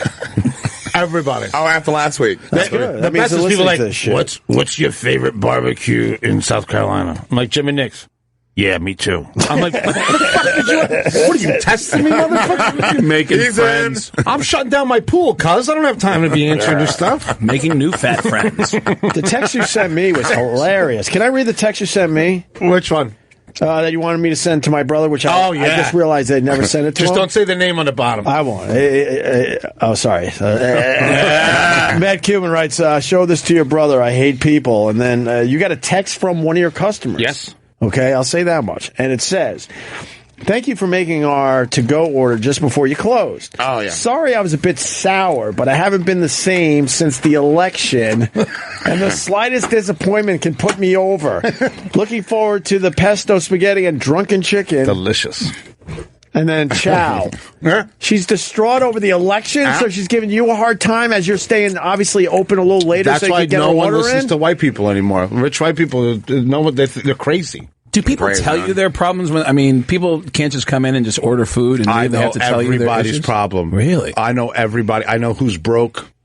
Definitely in a small That's town. That's like Sherrod. Like when someone comes up to me before a comedy show and says, "Hey, are you the comedian? It's my birthday." And you go, "Oh, all right. Well, what do you want I me say to do happy about it?" birthday, but I'm not going to involve you in any way. Yeah, I know everything. Who's sleeping with the garbage man? Really? There was a black garbage guy that Is we it had. you? The black garbage guy was crushing. His name is half of one Sherrod. street. He would come off the back of the truck. My buddy owns a garbage company. Right. Come off and go crush some rich white lady and come back on the truck on the other side of the block. Nice. Before they made it all the way around the cul-de-sac? Yeah, just crushing it. That's amazing. Meanwhile, the guy's like Goldman Sachs working like an animal. Yes. You don't need those. Yeah. Was that Patti LaBelle? No. I knew you would be disgusted. That's why I had to say that. I knew you'd be disgusted. Pulled me right in. We had a nice lady walk by the studio that I thought looked a little like Patti LaBelle. That was Bev. So what's in it for the driver while this guy's crushing it? I don't Be a good wingman. Yeah, It's just you're a all good boys. wingman. I guess if you're garbage men, you got to stick together. Right. You don't say, let me smell your finger to a garbage man, though, right? Hey, there was an article we wanted to do last weekend with that text you sent me. Right. Can you find the one where the girls are changing their hair color and shit because Trump won? Come on, man. This article is crazy. But he's not even the president yet. Huh? This came out. Oh, go ahead there, Paul. This came out today that the city's offering workers therapy to cope with Trump's induced stress. White people. Fucking, this is just for white people who ain't used to losing anything. Fuck, I can't what are you doing in argue Cuba, with man? you. Fidel Castro, 40 years running that shit. There's no counselors. No. You starved and you died right there. You swim. So black people aren't distraught like white people over this election? Not to get counseling from it. Yeah. Because we already we know what a loss feels like. It's not new to us. You son of a bitch. You're right, though. It's true. So no therapy dogs in the hood? No.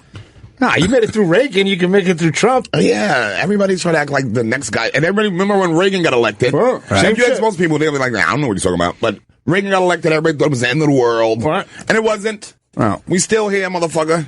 I was watching the Reagan years on that CNN. This is the 80s. Wow. You forgot all the shit he had during his time. They shot him. He was dealing with a lot of stuff. Yeah. Oh, yeah. Yeah, a bullet was one of them. Well, sure. Which article do you want? All right. Gain weight, no sex, cut your hair. It's all Trump's fault. Is this a...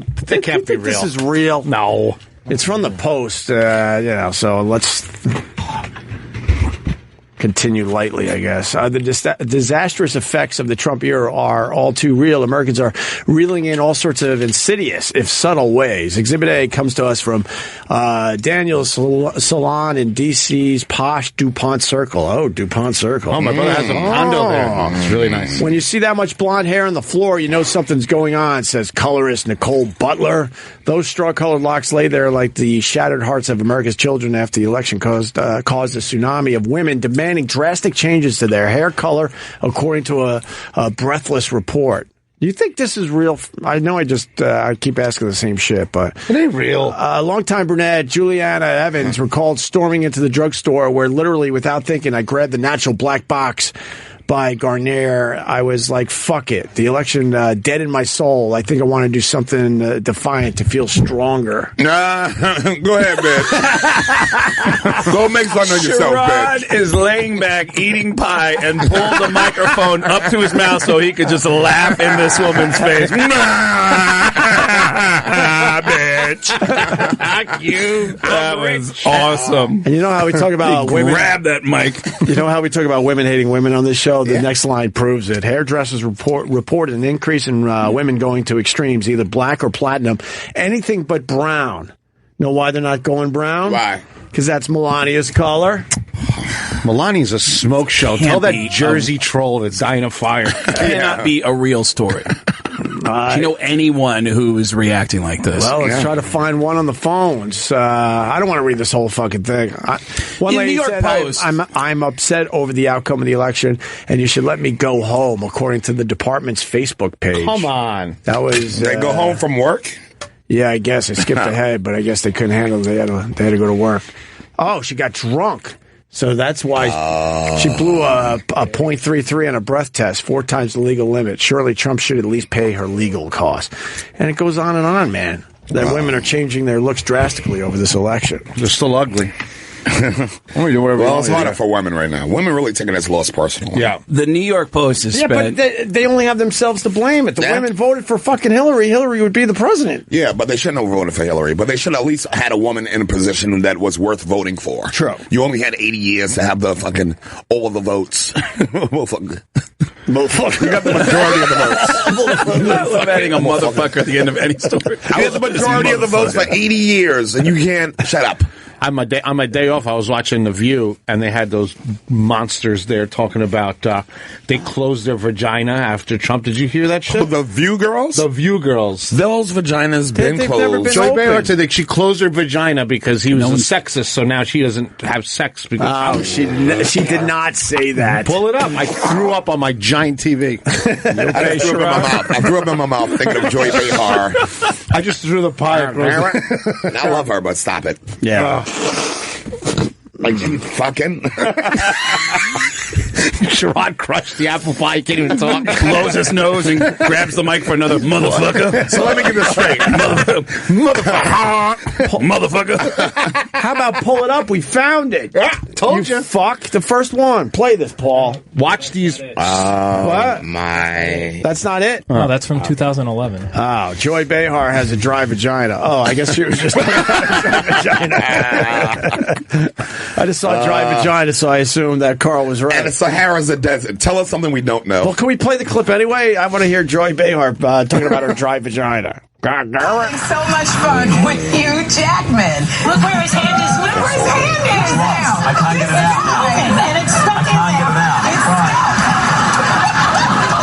Oh, got his hand in her lap. Get older, you get all dry and stuff doesn't move the way it used to. Oh, yeah. That's the only reason things get stuck. I understand. It's okay. Is Hugh Jackman straight? Is he straight? He's the Australian straight. I know. It's What does hard that to hear mean? this. Both ways? Yeah, you think? I don't think so. It's hard to hear, but He loves doing that Broadway shit and He stuff. loves the Broadway. He like tap dances. He comes off a little, you know. That Cuban comes in talking about, I'm watching The View on my day off. What is this guy fag? What's this guy do? No, because my wife leaves and she puts the fucking remote up her ass or something. She puts it in her purse. I don't know where it is. guilty. Do you watch The Talk? Oh, I love the talk. You like The Talk? Yes. I watch a talk with Corey Feldman's on. Yes. Aisha's on that show. Who? Aisha Tyler. They're comedians. Right. Yeah. And I like The Lonnie? Aisha's great. Is Lonnie on there? Lonnie Love? No, she's on the Real. Oh, no, that's the one I watched. He's talking about The Real. I watched The Real. The That's ghetto the version. ghetto of The ghetto Talk. version of The Talk. Which is the ghetto version of The View. The real. The Real. That's what I meant. The Real. Right. Oh, I don't. They're hot though. Some of them. Yeah. Is that the girl from the Cosby Show right there? No. Yes. The girl. Oh, no. She and Tamara. Sister. Yeah, Sister. Right. Yeah. And then you got one of the Braxton sisters over there. Then you got No, fucking she got Adrienne. fired. I know. Oh, yeah, she's left. I know all about The Real. Adrienne. I did a couple shows with Adrienne. Yeah. And then the Asian girl. She's a comedian? Fashion girl. No, the comedian. No, none of them. Oh, she's a comedian. Lonnie. Okay, you've done shows with Lonnie. I've done shows with Lonnie, and I've done shows with Adrian. And Adrian's not a comedian? No. She's a TV host. She was like one of the fucking Cheetah Girls or whatever. So she'll go up and try to do stand-up? No. We did TV shows, like TV. Oh, TV shows. I thought you meant like doing stand-up. Came in shows together. Gotcha. Yeah. She's a looker. We did a show on Fuse before. Yeah. The guys are talking about the real. You don't have to tweet that out. Yeah, that's. We'll move on. You're going to find a lot of hate tweets replying to that one. Thanks a lot. What happened to the show? The show sucks. Fucking asshole. You're the View. You don't even know it. You don't even realize you're the View.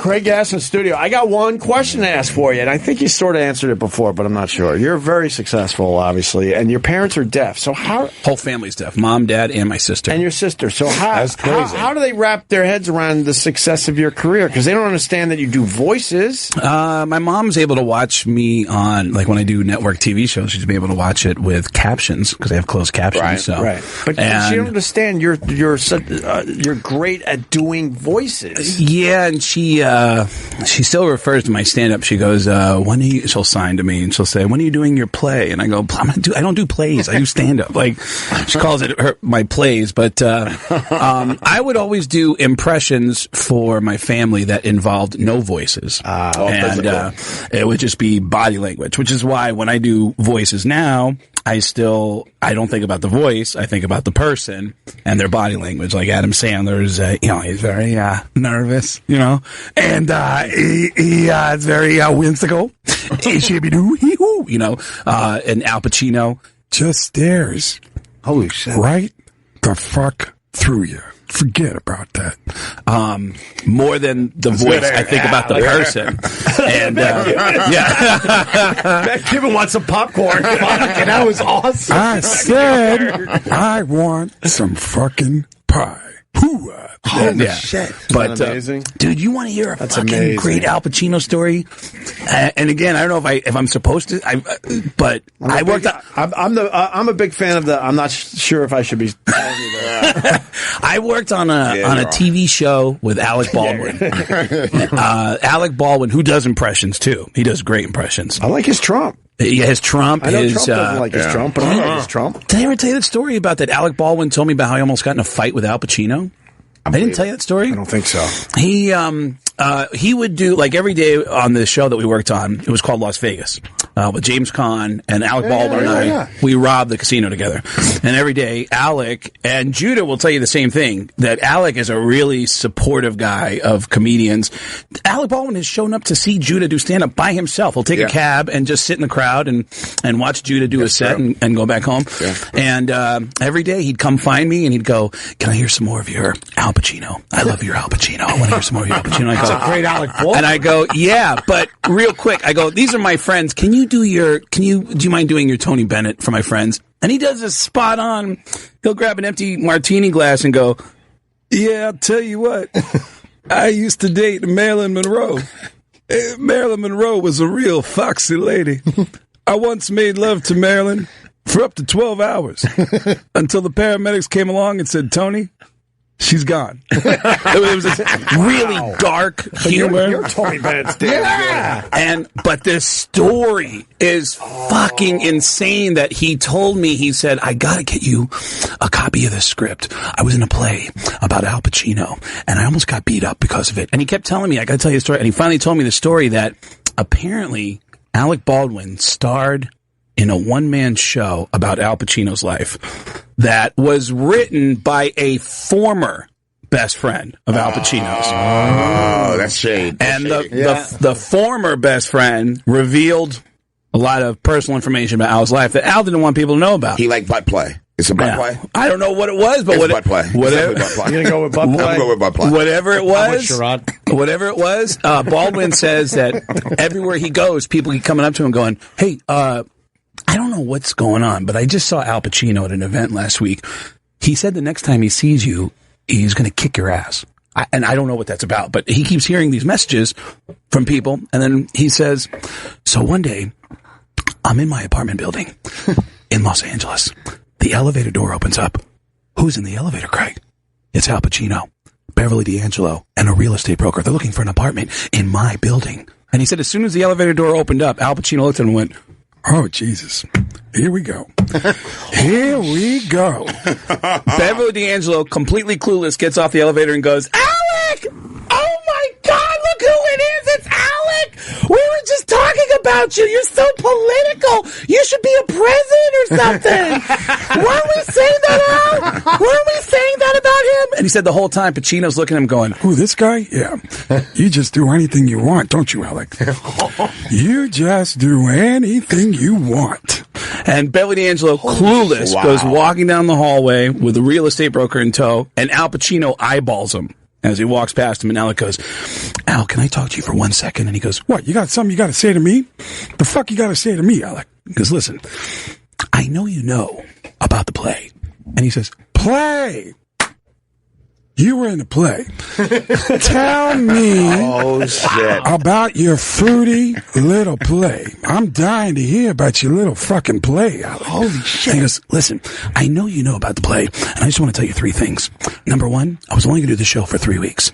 Number 2, I wasn't going to do it in your backyard. I was only going to do it in New York City. And number 3, and this is the truth, I've never had more fun than I did playing you. And that's the truth. And he said, Al Pacino looked and went, Alec, how in the fuck can you have fun being me? Because I'm miserable. I'm fucking miserable. And they worked it out, and he got, and wow, they became friends. Wow. But Pacino reveals to him, I'm fucking miserable, Alec. My life is fucking miserable. Yeah. Wow. Yeah. It's a great story. You believe it? Damn, that was good. That is a very good story. Alec is a big supporter of stand-up comics and a really funny guy. Right. Always. Fuck, you're talented. What the fuck am I doing here? Just need to make your whole family deaf. You want to go get a piece of pie? I literally feel retarded. Make your whole family deaf. You can have it. Come in and same pizza fun pie. scale. This is how I feel like when I talk to my brother as like a doctor. I'm like, I'm a fucking mouth-breathing retard. I thought Al Pacino was here. I'm that stupid. That's what I feel when I'm around cops. Amazed. You were pretty amazed right there. Or military people. I feel like, I'm a fucking dipshit. Yeah. You know? Do military tours. You want some pies? Would you like some pie, sir? I'm not a big pie fan, but this sandwich is awesome. I need a piece of that. Let me say hi to Dean in Utah as you cut that up. Dean, go ahead. So buttery, that crust. I'm so stupid. Dean. Yeah, I really love Craig's impressions, and Sherrod's impression of Cat Williams is fucking killing me. What's my impression? I punched a kid in the face? Motherfucker. Who this motherfucker? Wow. This motherfucker right here. It's perfection. Wow, wait. You going to have pieces, Craig? Nah, I'm not a big pie fan. It's a tart. Could you eat it like Al Pacino? Yeah, now I changed my whole appetite. Fucking crazy. Yeah. Who's your... I can't do shit like that. What's your most obscure impression again? The one a lot of people don't do. Or... There's, he does Mrs. Johnson in Apartment 3E. I've had people do that. I've had people come up like, hey, I do this impression. And my friend Dave, he's always saying, not today, you're not. It's just like that. It's just like that. If you do Dave, you know. It's just not like that. You know? But if you do. But yeah, there's always like the Tom, this is so ridiculous, but the Tom Snyder, who was that his name? Tom Snyder used to do the late night. With the gray hair. Yeah, the gray hair, and that was just you could teach anyone how to do it. You come out of a big laugh right into a question, and you go, "Let me ask you something," and that's the whole impression. Or Mark Wahlberg is just a lame, like just be out of breath and just breathe heavy and go, tell you right now, buddy. I'll tell you right now. You better watch out, because I'll be on your back right now. Come on, feel it. Feel the vibration. That's just like the worst, useless impression ever. Like a mouth magician or something. That was great. I love your amazement. You're like a kid right now. You're looking at Barnum and Bailey Circus. I got to work on a Mark Gastineau impression so we can have that story, because Sherrod, you're not going to believe this. So Cuban, you know who Mark Gastineau is, right? Yeah. Sure. Now, you know, I always say the Joe Klecko knees thing, because he was playing with Gastineau. He's a mess. He can barely walk. But this is worse.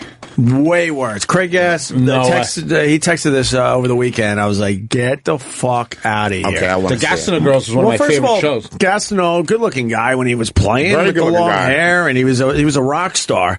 Look what he looks like today. You're not going to believe this. Oh, my God, wait. Oh, boy. Mark Gastineau. No. Oh, you know what? I guess we got to... And I don't know why you can't find it. All right, I thought that would... I don't know how that's not the biggest story. No, Paul, I'll send sports. it to you. Is that him now? That's him then. No, Paul, I'll send it to you. No. Mark Gastineau just appeared on some random show on the NFL Network last Thursday or Friday, as they were... It was some package deal where they were looking at football from the 80s or something, and they had a brief thing with Gastineau, and he shows up without any explanation. Hey, I know this is weird, but I'm Mark Gastineau. Like, there's no explanation. They just put his name underneath his face, and you go, what? That's Mark Gastineau? This picture is not up in the Google Images yet. Look how huge he was in that picture down there. God. I just sent it to Paul. Like a fucking tree trunk. He'll get it up on the big screen. He's about to pull it up too. Yeah, but it is. You're going to be blown away. It's breathtaking. I know. Does he look as bad as Bridget Nielsen? Oh my God! There you, Sherrod. What? Oh boy. Oh fuck. Wait, what? Yeah. You know Mark what though? Gastineau. He still got me by a little though. I mean, he's not that bad. He's got hair and shit. That's what? Bad. That's not that bad? I think he does look like he was in a fire. No, he got brain swelling. This is internal cranium swelling. Like tumor shit? I don't know what it is. I don't know what's going on with Mark him. Gastineau was chiseled. Oh, there he is. Yeah. There you go. He was chiseled. There you go. I Instagrammed this a couple days ago. Thanks to Why Craig do Gass. old white dudes grow into old lesbians? People were saying he looks like Meatloaf. Wow. Maybe Meatloaf action. Rocky Horror Picture Show Meatloaf. Or a Harry Potter villain. Or Louis Anderson. He kind of... Louis Anderson. Hey, it's me, Mark Gastineau. Hey, guys, remember me? I used to play football. Oh, boy. I was good, too. Yeah. I used to fuck Bridget Nielsen. Now I like to stick my dick into donuts. You like fucking donuts? Donuts are the best. Oh, boy, I like to get some chocolate, rub it all over my tit. But I used to really take guys down really hard. Yeah. Oh, man. I ate a lot since the last time you saw me. Hey, everybody. Oh, boy, this picture doesn't look too good. Holy shit, I got no fucking business being here. Oh, what the fun, dude. Hey, it's Mark Gastineau. You guys want some French fries? Let's get some French fries. That's making me lightheaded. Oh, my God. Oh, my God. My chest hurts. What happened to him? I need to know now. He's got cancer. I don't know if that's Does cancer. I don't know what it is. We just tweeted out the picture. If you follow us on the show Twitter, it's Opie Something Show. took a hard left, though. That's a hard left, right? I did hear that he had cancer. Well, Yeah, that's a cancer face. Don't make any jokes, guys. One of my testicles is missing. Hey. Remember when he tried out, he started boxing? Yeah. I think that was like right after his career ended, right? His Early daughter's 90s? still in Yeah. He got cute daughters, man. Cute daughters. Oh, I look like Butterbean now, huh? Yeah. Wow. He must have got every girl back in the day. Yeah, He look at did. that. And you know what? There's something That's the girl. likable about him, a big, heavy Mark Gastineau. He just, something about him looks playful and enjoyable. I don't care that he's heavy and gained a few pounds. It's the face. The size of that. Wow, look at how chiseled he was. Unbelievable. What show is this? Dick Cavett. Dick Cavett. From, I don't know what year. 1986. 1986. Looks like 30 a years ago. trimmed up Hulk. He's just all muscles. Either like Rambo, but more diesel. Is that Is that steroids? Is that what happened to him? Like, Maybe maybe it's a steroid thing, man. Maybe he's got cancer face. Yeah, because he's after the Lyle Zato era, right? And Lyle died. I believe so. Yeah, Lyle died from the negative effects of steroids, right? Didn't he? Yeah, I guess that did take him down. He had some brain cancer, right? Yeah, he's got all that. Took him out. Yeah, he's got everything. But that looked like swelling because he was skinnier. He was skinnier than that. Like into like brain and face and like chemo-y. Yeah, he got the chemo swell. Right. Hey, so I just went through that shit. So, do your parents understand like a stand-up that's not funny, or do they have their favorites? Yeah, there's How does that translate? I'm so curious. As a kid, my grandfather and I would watch George Carlin, and I remember my grandfather watching Sam Kinison and just going, "Wow!" I was like 13, 14, going, "I don't get it. Like, I don't understand the anger." I look back now and I go, "Oh my god, the guy was a genius." Right, I see what he's saying. That was a different generation. Yeah, but I mean, and there's great examples of that. Sam's the. I told you the Hitler. Somebody sent me a tape of him doing the old Hitler joke that he used to do. And he go, folks, I know that it was Nostradamus. Here's a guy who, during his time, was able to predict major world events. He was able to predict major world wars. He even predicted the rise of Hitler, and he almost named the fucking guy. He almost named Hitler. Which, if you know anything about the story of Nostradamus, he said the great Hister will rise in the East, and the time frame was the same time frame that Hitler came out. And I'm reading this. I'm going, wow, it's very fascinating. It's very fascinating, but I'm going, wait a second. What if history hasn't shown up yet? What if this is the guy that's going to make Hitler look like a pussy? Oh, folks.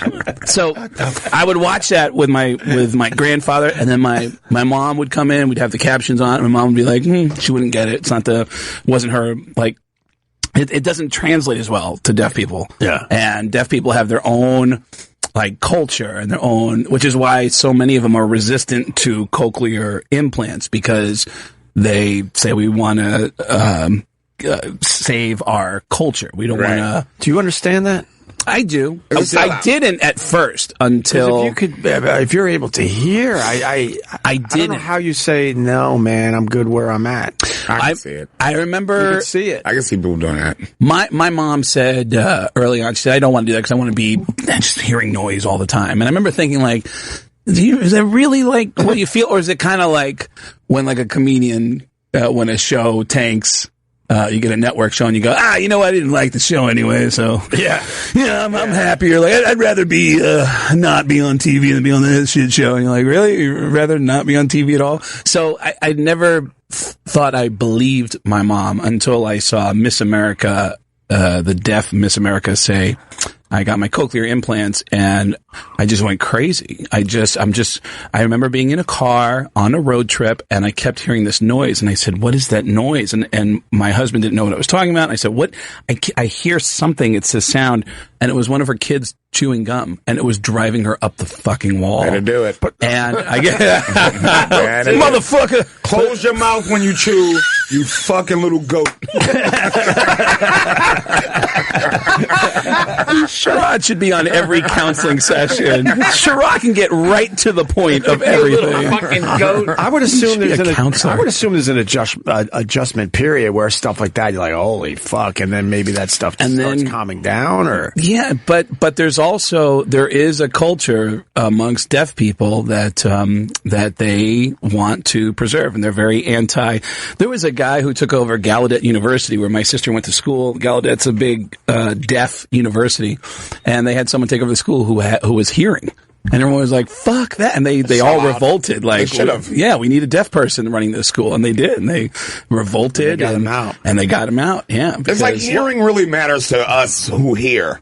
True. When you don't hear, it matters more to us than to them. Sure. That's a really good point. You can't imagine not having your hearing. So if it's someone that is deaf, you just would think they'd want to hear. I can imagine not having it and then having it and be like, this is annoying as shit. Sure. But the one thing I learned, it was weird, is that everybody felt sensitive about my family, and they weren't even part of my family. They'd feel like, oh, you don't want to make any jokes or, say the wrong thing. And meanwhile, the most fucked up deaf jokes I've ever heard were from my own that's family. always the case. Yeah. We all know that. I told you that my sister, we had a surprise birthday party for her over the summer, and I took her out to dinner, and at dinner she's signing to me, and she said, do you want to hear a good joke? And I said, sure. And she goes, me too. And I was like, oh my God, what the fuck? Wow. Wow. That is fucked up, What else are they against? Besides maybe the obvious stuff, I guess. I can't think of anything else. I mean, I would hear like insensitive, fucked up jokes as a kid that kids would make fun of my family. And I wouldn't, it was just kind of like, all right. How many fights? I never got in a lot of fights. You know why? Because I didn't get in fights because I was like, is this dude stupid? It's like, it's like, there's nothing I'm going to prove by getting in a fight with you. It's like, your sister's older than you.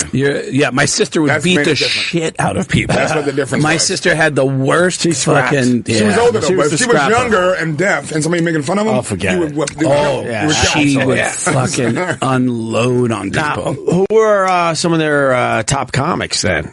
They didn't like deaf people in general. Carrot Top. Holy shit. His suitcase got You know what? rollerblades on. I didn't see that coming. You know what? I got blindsided. It's all visual. I was deaf for a second.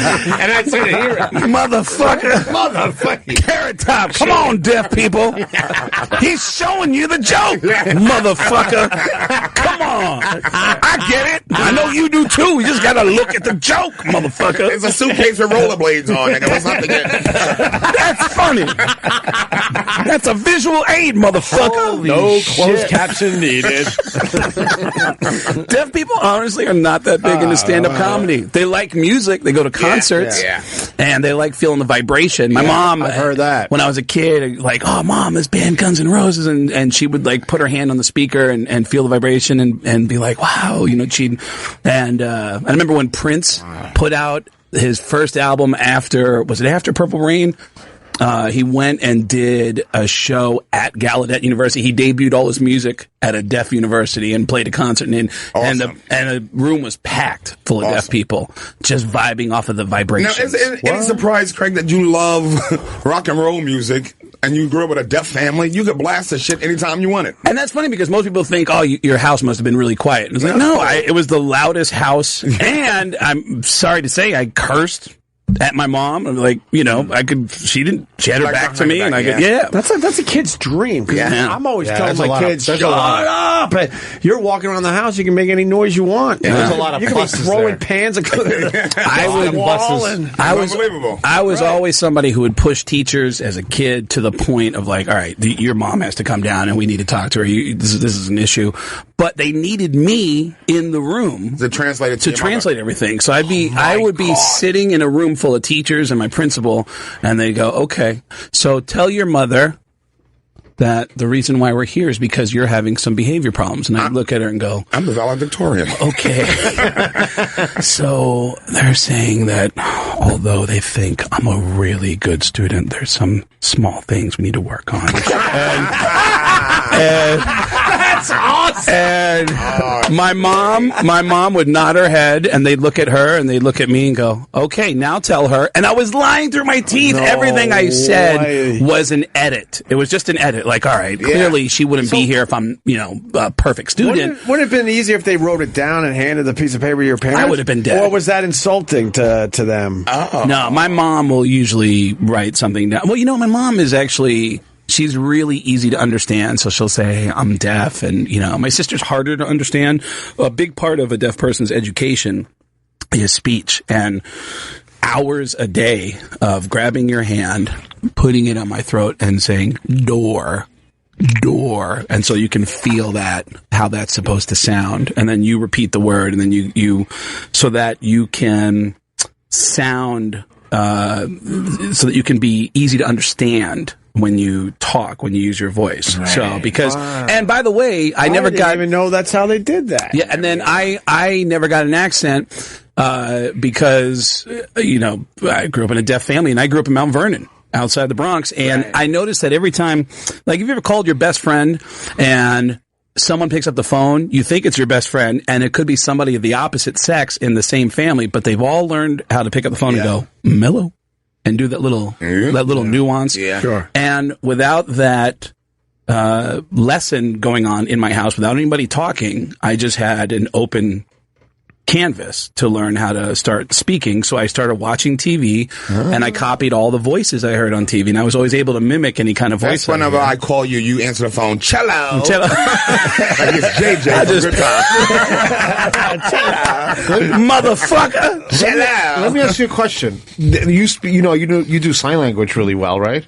Decent, like spell a lot of stuff Does out. that give you like an in, like with deaf chicks? Did you bang a lot of deaf chicks? No, I I never. one deaf girl in college. I did. Yeah. Yeah? And it I was told you that story before. and it was hot, right? Hot. Because she had no Inhibitions. no filter, just making like animal noises, like Grunting. A lot of grunts. yeah. And a lot of fucking... She was strong as shit. I couldn't. I've. She was fighting you? No, I mean like strong, like You better she was explain on top that. riding, nigga. Okay. She didn't have. I'm like, you're gonna grind me into nothing. I was only $1.10 or some shit like that. But you can't tell a sex story and say she was strong as Boy, could she take a punch?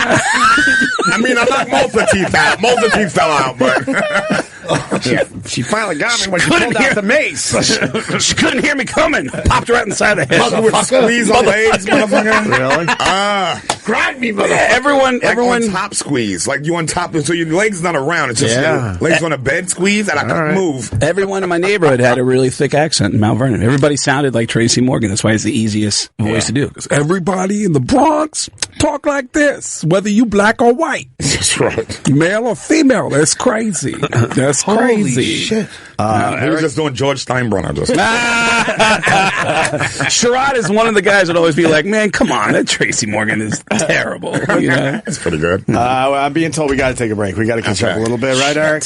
We're a little behind. Okay. Mad Who Cuban. has a plug? Holy What do you shit. Cuban restaurants? Go. I'm opening a new restaurant in Madison, New Jersey, Pop's Diner. I'm in. Yeah, come on and eat. You know I'm coming. And then Marie's, I mean, you guys got to come. If Rich Voss is the only fucking guy that came to my restaurant, I'm closing it. Well, at least Bonnie came too. Bonnie's awesome. I feel like I'm imposing, though. Well, how are you imposing? I don't know. I want to go I down come there. to your house, you come to my house. All right, I'll come down there. It's free. That's big. That's big with the missus.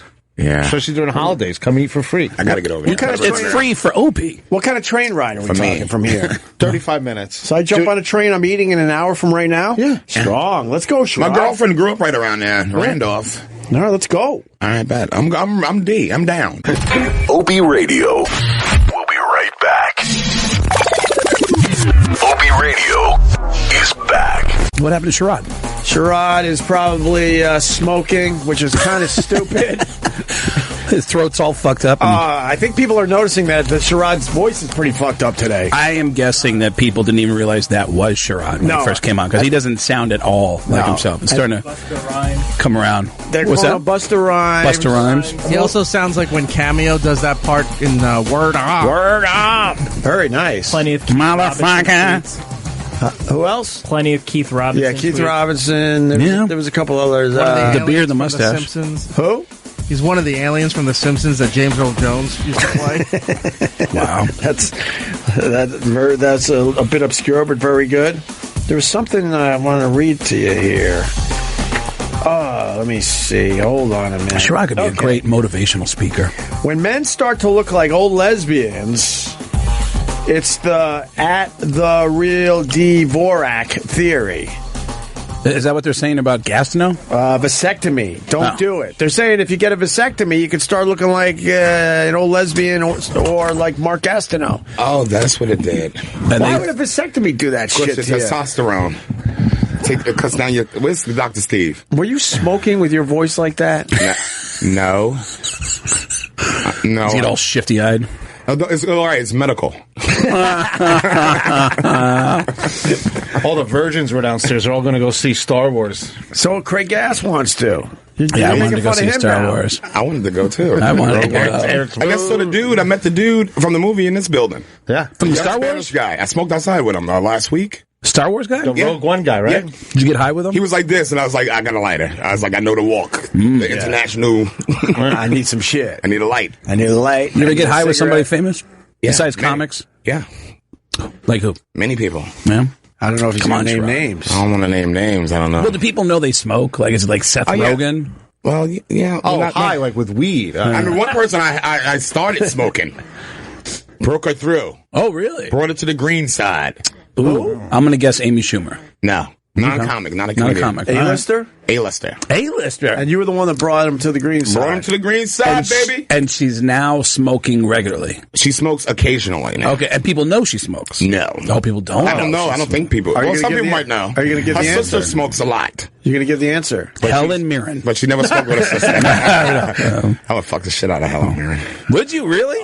Right now, today, in front of you. In front of you, I would. How old is Helen Mirren? 80. Who cares? You do it for the story? Is that why you would do it? No, I do it for the pussy. she was sexy for the longest of times. Yeah, she'll still get it. Look, I'll tell you which I ones. I don't see. We're looking at images. That's kind of, that's sexy. Yeah, it is. Yes. Yeah. I'll still smush it. You haven't shown me a bad one yet. Come on, man. All right, Sherrod. The famous woman whose life you've ruined, is she an actress? She's acted. She's acted, but she's not known as an actress. Not known. She's known as a singer.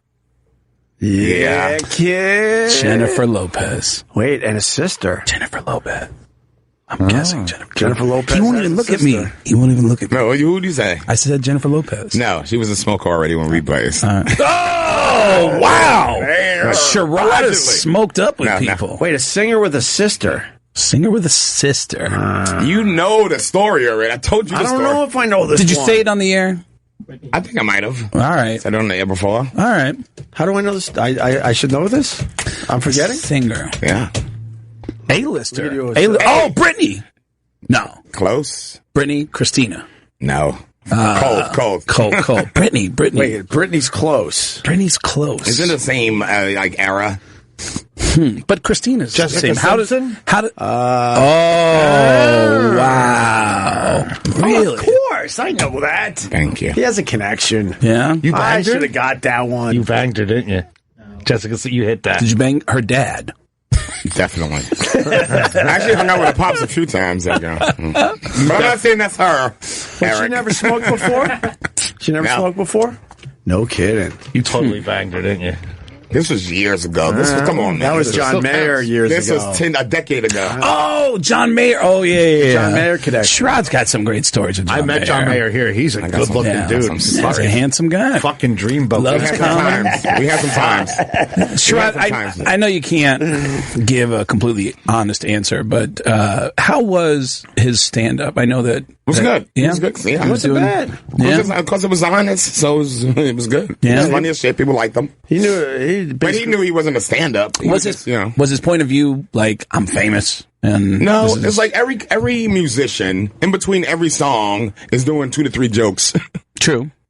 So he just took a compilation of all those in-between songs and fucking did them in a row. And made a set. Yeah. And would you help him with the set? Yeah, I would say like this and that, funny. Or You move things around a little bit. Yeah. Tweak it, right? Switch it around. Yeah.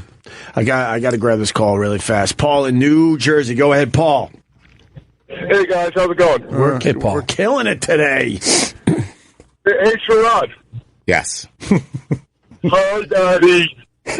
We know someone who told me who knows you weren't really sick last week, but had the gender reassignment service. That's survey. right. That's right. I had my dick reassigned into my own asshole. That's what it sounds like. I need a room, man. I'm in a studio apartment. Goddammit, I need to move some shit around. Into my own ass. I got to feng shui my shit. Yes, Paul. Hey, Opie. Yes. A couple weeks ago, you were talking about the fans tailgating in the Buffalo Bills parking lot. No one better at tailgating than the Buffalo Bills fans. No one. The vodka There's a new video that came. There's a new video from yesterday that came to light. Yeah. You can look it up on deadspin.com. Hopefully your screener put it up already. We already got it. Wait, I got to explain a couple things here. No one does it better than Bills fans. Give me one other team that tailgates harder than Bills fans. They're the best. You're right. They have the best food and stuff. But that's because they don't have to concentrate on the fucking game. The ones even when they were killing it in the old days, they were great at tailgating. The ones I remember are the couple both wearing starter jackets, fucking in the parking lot. Yeah, right. That's one. And then the butt chug. Right? Isn't the butt chug the Bills Bills fans? Oh, the Raiders are up there, too. The Raiders might be the West Coast Buffalo Bills as far as tailgating. So what's this new video? This one is, you really want to see this? This is brutal. Is it gross? No, it's not brutal. It's not graphic. What is it? Go ahead, Paul. Here we go. Oh, you got it. All right, pause it for a second, because we got to explain what's going on. So you got a Bills fan on top of a car in a snowy parking lot, Minivan. and he's about to go through a table. They love going through tables up there. There's a table on the Buffalo ground. country. Yes. Okay. All right, watch this.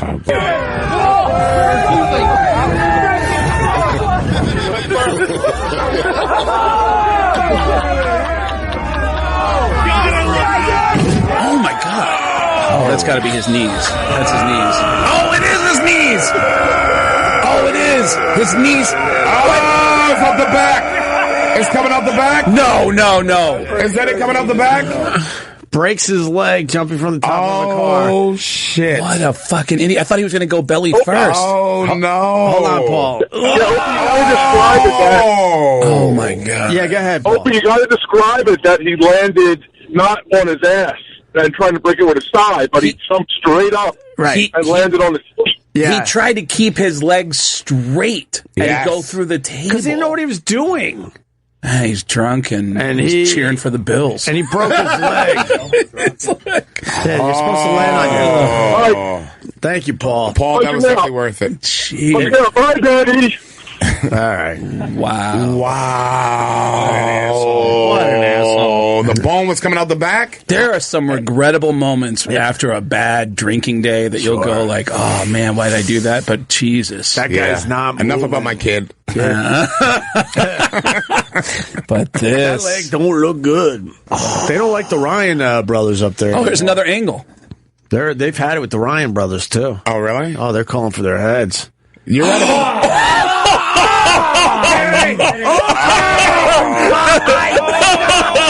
A totally different angle on Instagram. A completely career ender. All right, we got to explain. I didn't see that angle. I saw the other. There goes his job at PSC&G. Oh, now yeah. Okay. All right, everyone. Oh, man. You gotta repost that. Fucking night. Man. Was that was above his knee, right? Everything's broken. Everything. Above his knee. But it's like he fell out of a helicopter. Knee Where it snapped? was moving like his knee. Yeah. Right? Yeah. Is that above his knee or That was below? his thigh. Everything's gone. Watch the flop. Everything's gone. That's above his knee. It looked like a fucking dinosaur tail. With a boot on. Somebody put a boot on a dinosaur tail. The best part of it is the pride he feels on top of the car and the shame that's covering his face laying on the ground. I didn't see this angle. He's like, oh, fuck me. Oh, boy. You should have landed on your ass. Yep. That's above his fucking knee. How's he going to get up from mom's basement after that? He's going to be stuck down there for months. And every one of these guys encouraging him to do it are like, all right, let's go to the game. They just don't leaving him behind. The guys are it's people getting closer to him with their camera phones to get better shots of his pain. I would kick his leg to see if he's okay. It's always a bad situation when somebody's got to put down their red Solo cup to see if you're all right. That's a drunken injury. Oh, the flop of the leg is the worst. No one touched my beer. I got to go check him out. I'd give that leg a tap right about there. Tap. Oh, man. That's the worst. That's worse than on the field injury. Yeah. No, he's done. All right. I got the pain alone. I got another one coming in. Ed in Boston. Ed, go ahead. Hey, boys, how's it going? Hey, Sherrod. Yeah. I was wondering if you could sing a few bars from Private Dancer by Tina Turner. Yes. That's a great call. I'm a private dancer. I dance off for money. I do what you want me to do. I'm your private dancer.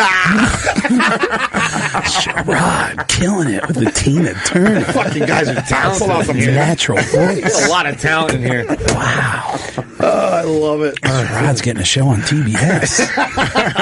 Where you watch Raggedy Man, motherfucker. Do full Tina. That's Thunderdome, right? That's a great Raggedy Man.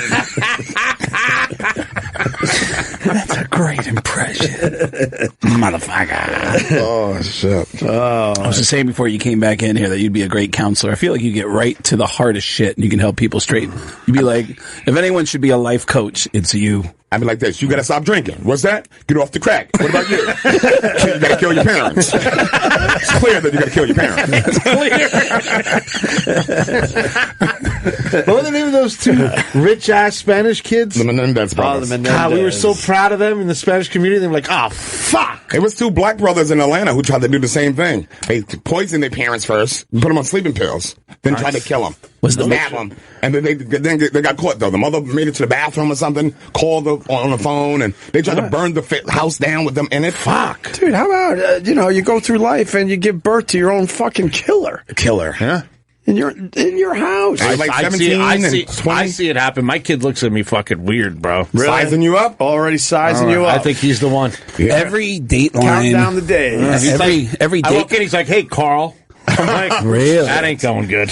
Every Dateline or 48 Hours when they say, they do it like a courtroom drama, when we come back. Yeah. A surprise enters the courtroom. And you go, and I got 2 minutes to get my chocolate milk and be like, this is going to be fucking awesome. This is going to be great. Like, I love. You're a fan of Dateline? Dateline. I am a fan of watching. Shows, I'm a fan of watching people lie. Right. Yeah, I love Cops. Cops is my favorite show. There was an episode of Cops where this guy, this might be, for me, one of the best moments, not only in TV, but one of the best moments of my life, because I laughed so hard when this guy, it starts out with this cop saying, all right, so we're responding to a domestic that apparently took place in this field over here, and he gets out with his flashlight and he's walking through the field, and up ahead, you see a middle-aged black couple. The woman turns around, her mouth is covered in blood, top row of teeth are missing, bottom row of teeth are cracked. This guy just assaulted her.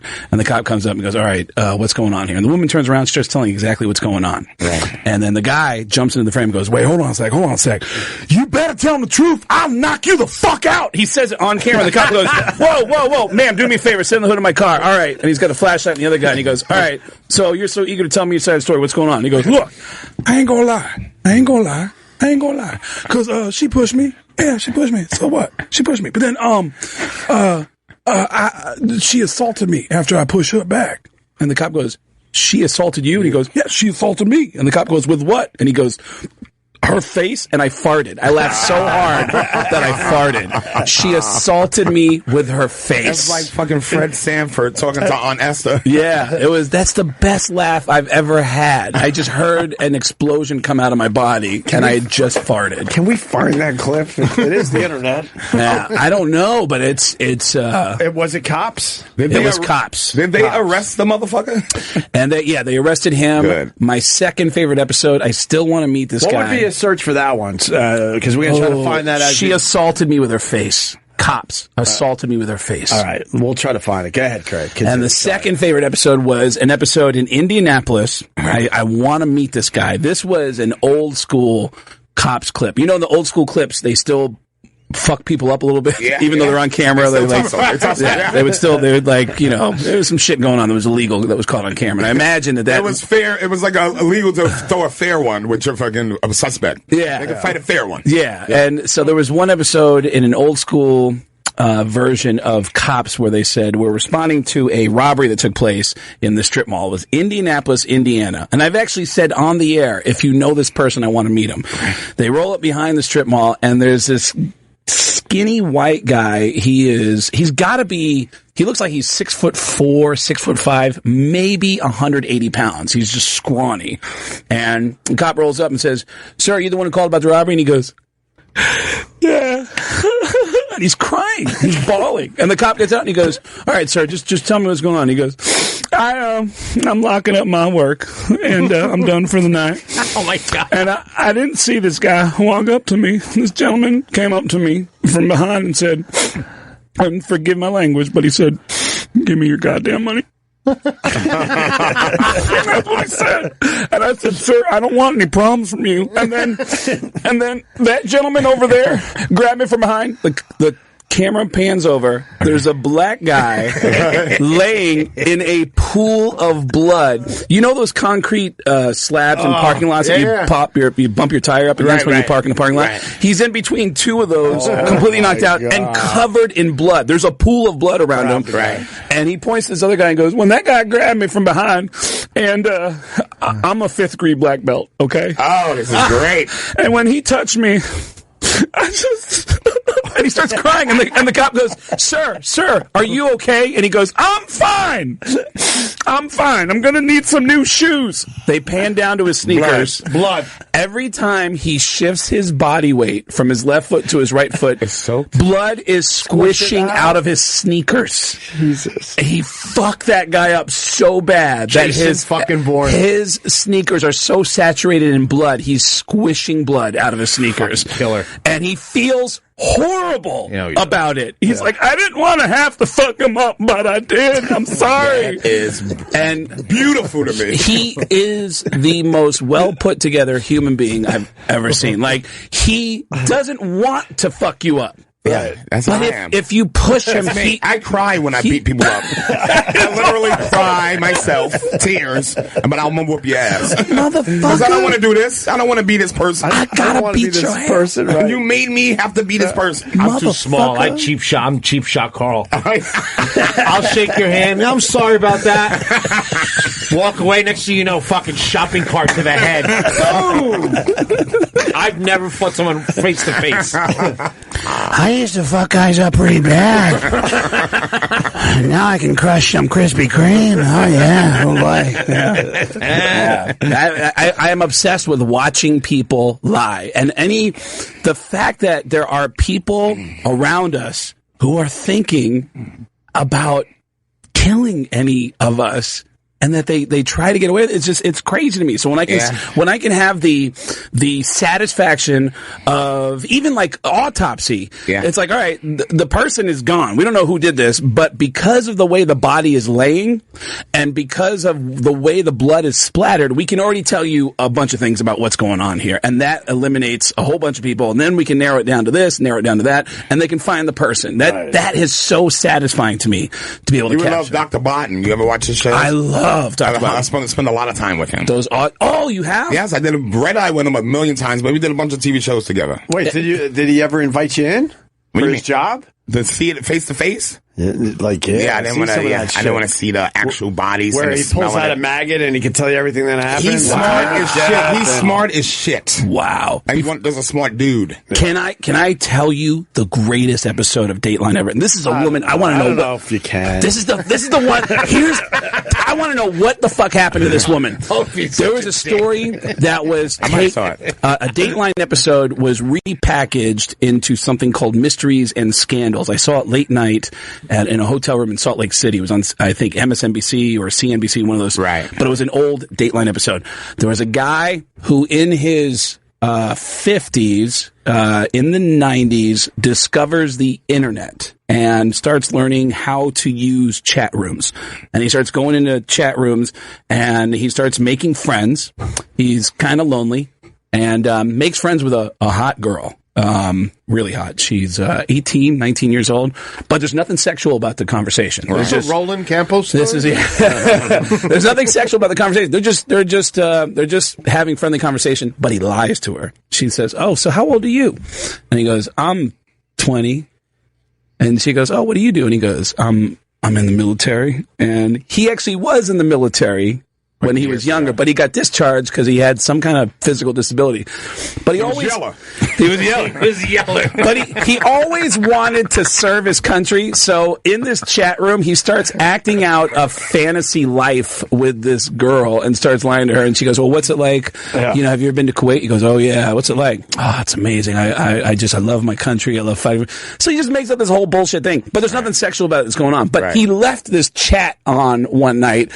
in whatever room he was doing his chats with. Right. His wife comes in, sees this whole conversation going on, and she uploads a photo of the family and says, "Hey, just so you know, the guy that you're talking to is the 50-year-old man in the middle of this picture. That's my husband, and these are my kids. So whatever he's telling you is a fucking lie."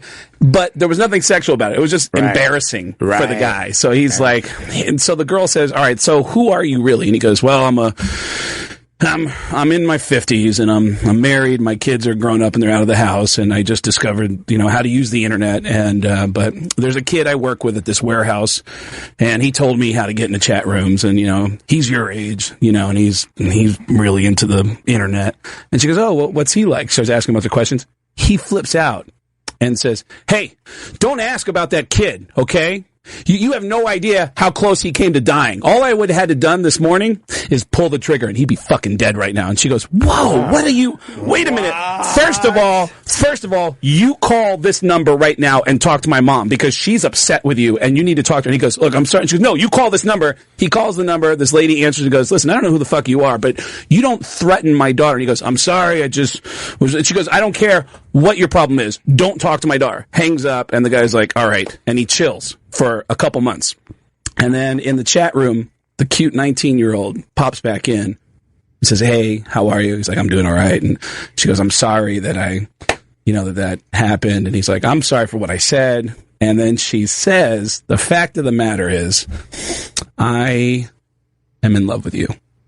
And he says, "I'm in love with you too." Oh, fuck. And now they start ramping it up and it starts getting sexual. And then she starts telling him, "Hey, you know what you need to do? You need to get a MySpace page because MySpace is this cool thing. You can get friends and here's how it works and you can get your top friends." And he's like, "Really?" So he starts looking at her MySpace page. Yeah. And she has her top 4 friends. One of the friends is that kid he works with at the warehouse. So he goes back to work the next day, takes out a gun and shoots the kid in the back of the head and kills him. What the fuck? The cops come in, they realize, okay, he's communicating with a woman in another state, so the feds get involved. They go and visit they go to find the girl in the other state. They knock on the door. This older lady answers and they said, "Listen, we have a problem. There's a gentleman who's been communicating with your daughter. And he killed somebody today." And the lady says, "Yeah, I know all about it because I'm the one who's been talking to him the entire time." Wow. She's a 50-something-year-old lady who is pretending to be her daughter and is taking sexy pictures of her daughter when her daughter is unaware. Her daughter's in the backyard. There's one profile picture she had. Her daughter's in the backyard picking up the puppy and her underwear sticking out a little bit from the back of her shorts. And she takes a picture of her ass cracked and posts it and says, "What do you think, boys?" And everyone's like, "That's what I'm talking about." Oh yeah. My God. And she's pretending to be her daughter to talk to young boys. And she did not do any jail time because she didn't do anything illegal. Right. And her daughter finds out. Her daughter has disowned her, and the guy is in prison. Wow. And the story ends up with that the mom says she's going to write a book about the dangers of the internet. She's the danger of the internet. Of course. And the sexy. Yeah. Was she hot? Wow. No, not that. Her daughter was hot. Her daughter was really attractive, but yeah, it was two 50-year-old people pretending to be young. Is that MySpace still up? Is that page still up? Well, that I'm asking for a friend. Carl. That's so. MySpace is a company still up. When was MySpace? So MySpace was like 2004, 2005. So that's when the murder happened around then. So that's wow. All right, I would watch that Dateline. That's a good one. Well, you don't normally like Dateline? Wow. It's on weird like Saturday nights. I like to catch it late night. It's all getting dark. Yeah, it's on at a weird time. Yeah, like Fridays at like 10 or something. When it's like dark. You know what I mean? Like, just like there's nothing going on, and then you turn on the TV, you can't find anything to watch, and it's always Dateline. I get addicted to it. As soon as I turn to it, it's on, I go, okay, it's record. Because I'm going to watch 5 minutes, and then I'm going to watch the whole thing. And they got creepy voice guy. What happened? Sometimes Lester Holt does it, too. He does the in-between. Oh, yeah, right. Yeah, it's all about the announcer. Yeah. I'm hooked. With the twists and the turns. Yeah. I love seeing people get caught. And that's why the whole Making a Murderer was like just a flip on the entire concept of a murder mystery. It was, that thing was amazing. See, as a Latin person, I like watching people get away with shit. Really? I like the complete opposite. Like what? Like what kind movies like where the bad guy wins. It's for me the best fucking movies in the world. Oh well, So you like Dateline like to this day? But what do they get away with? Any like idea when it's like American Greed, and at the end it's like, and we never find. I'm like, that's what I'm talking about. Run like the wind, bitch. That's what I'm talking about. So you're a fan of like? I'm a fan. You're Run. a fan of like Milken from Fuck, the 80s. Yeah, when they caught Madoff, my heart broke. I was like, you were right there. You were on third base, dude.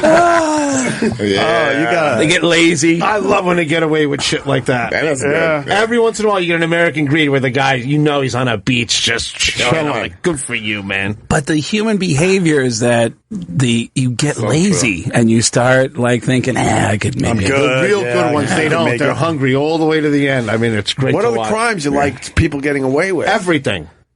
Everything. If you're stealing money from a bank, I'm pulling for the guy who still robbed the bank. Bank to me, it's not a low-level guy, though. No, like not these Wall Street guys. No, not the Wall Street dudes. No, I'm talking about if you go in the bank and say, "Give me the money," and run. Yes. Oh, I'm a huge and you're fan in of a that. plane with a paper bag of money. I'm like, good. everything. As long as they're not shooting their way out of the bank. Yeah, and no then, guns. No guns, but that guy in Queens that robbed 3 or 4 and they can't figure out who it is. Yes. I'm a fan of that. I'm a fan from that all the way to like Ocean's 11. I love it all. You love all right, how about this story? Thank you, Paul. Man blows $1 million on car strippers and Australian cocaine. guy. This is one of my favorite guys in the whole world. So there's a bank glitch. I know this story. So he realizes, holy fuck, I got a lot of money. So he goes on a spending spree and they go down again. It was cocaine, hookers, he bought a car. And Austin Martin, nice one too. And then the bank realizes, there was a glitch. 2 years later. 2 years later. 2 years later. Right, customer years later. Yes. 2 years later. This guy's fucked. You gotta pay him back? Not. This guy's fucked. He's not fucked. He'll be fine. He's out in 4.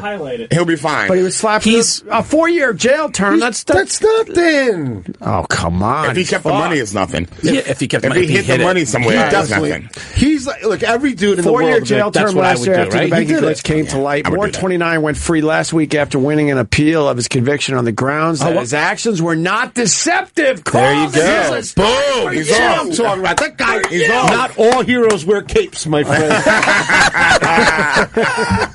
So how much time did he end up doing? Oh, there's more. He is now broke and living with his mother. Jail's nothing when you're broke. It's the same shit. Ironically, while studying to become a criminal lawyer. But he told the Daily Telegraph he did not miss his lavish multimillionaire lifestyle, besides the cocaine, the strippers, and fast cars. Yeah, they couldn't blame him for that. He had a couple of good years, He had a good run, man. That's I had times I overdraft my account knowing that I was overdrafting. Still went to the bank and was like this, y'all gotta take off that $35 fee. I don't know what's up. They take it off every time. And you fight it until they do it? I'll fight it till they do guy. it. So 1.3, I would fight that shit. Is Keisha here? Keisha the one who... Is Keisha here? She was the bank teller when I came in. That's our music. We got to get out of here. Craig Gass will be here all week. What a start, Craig. That's fun, man. Sorry to start out with a sad story, but I like the sad stuff on the radio. Not everything has to be an outright laugh. That's a brutal story, but when we were talking about Gleason, it kind of went that way. Well, if you weren't listening, listen to the replay. It's going to start in a couple of minutes. We start sad, but man, heavy sad with and Gleason. heavy was pretty damn good. It's the truth. It's honesty. I'm going to be Craig, where are you going to be? Seattle. I'm coming back to Seattle January 20th at the Kirkland Performance Center, and Super Bowl weekend in Houston, where the Super Bowl is going to be at. I'll be there that weekend at the Comedy Showcase. All the info is at getgas.com. Get Gas with 2 S's, and all the links to social media is there too. Matt Cuban, what do you got? Come to Marie's in Chatham. Yes. Come and eat. Please, don't make Rich Voss the only guy to come. Chatham. I'll go. Rich didn't bring Bonnie? Sherrod's coming. Damn right. Don't tell anyone in Jersey you do those fucking impressions. You won't be able to eat. Those retards will bother you the whole fucking All right, cool. I'm in. And thanks for the tart, you. Sarah Moulton. Tarted it up. Sherrod Small. Yes, Racewars, first tour date, December 18th, DC Improv. Then I'll be in Poughkeepsie on January 28th. And then, Fox fucking New Year's Eve shit, too. All right, we're going to... New Year's Eve live in Times Square. I just started live in Times Square. Yeah. I just started Facebook Live. We're Third year. going to do a couple minutes on the Facebook Live post show. Give that to Sherrod. I got to do a live read. Join us on Facebook for a little post show action. We'll see you tomorrow. Bye.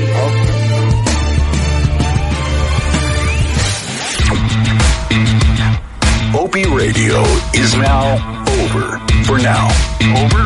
Roger. Over. Today's show, along with past shows, can be found on demand with the SiriusXM app.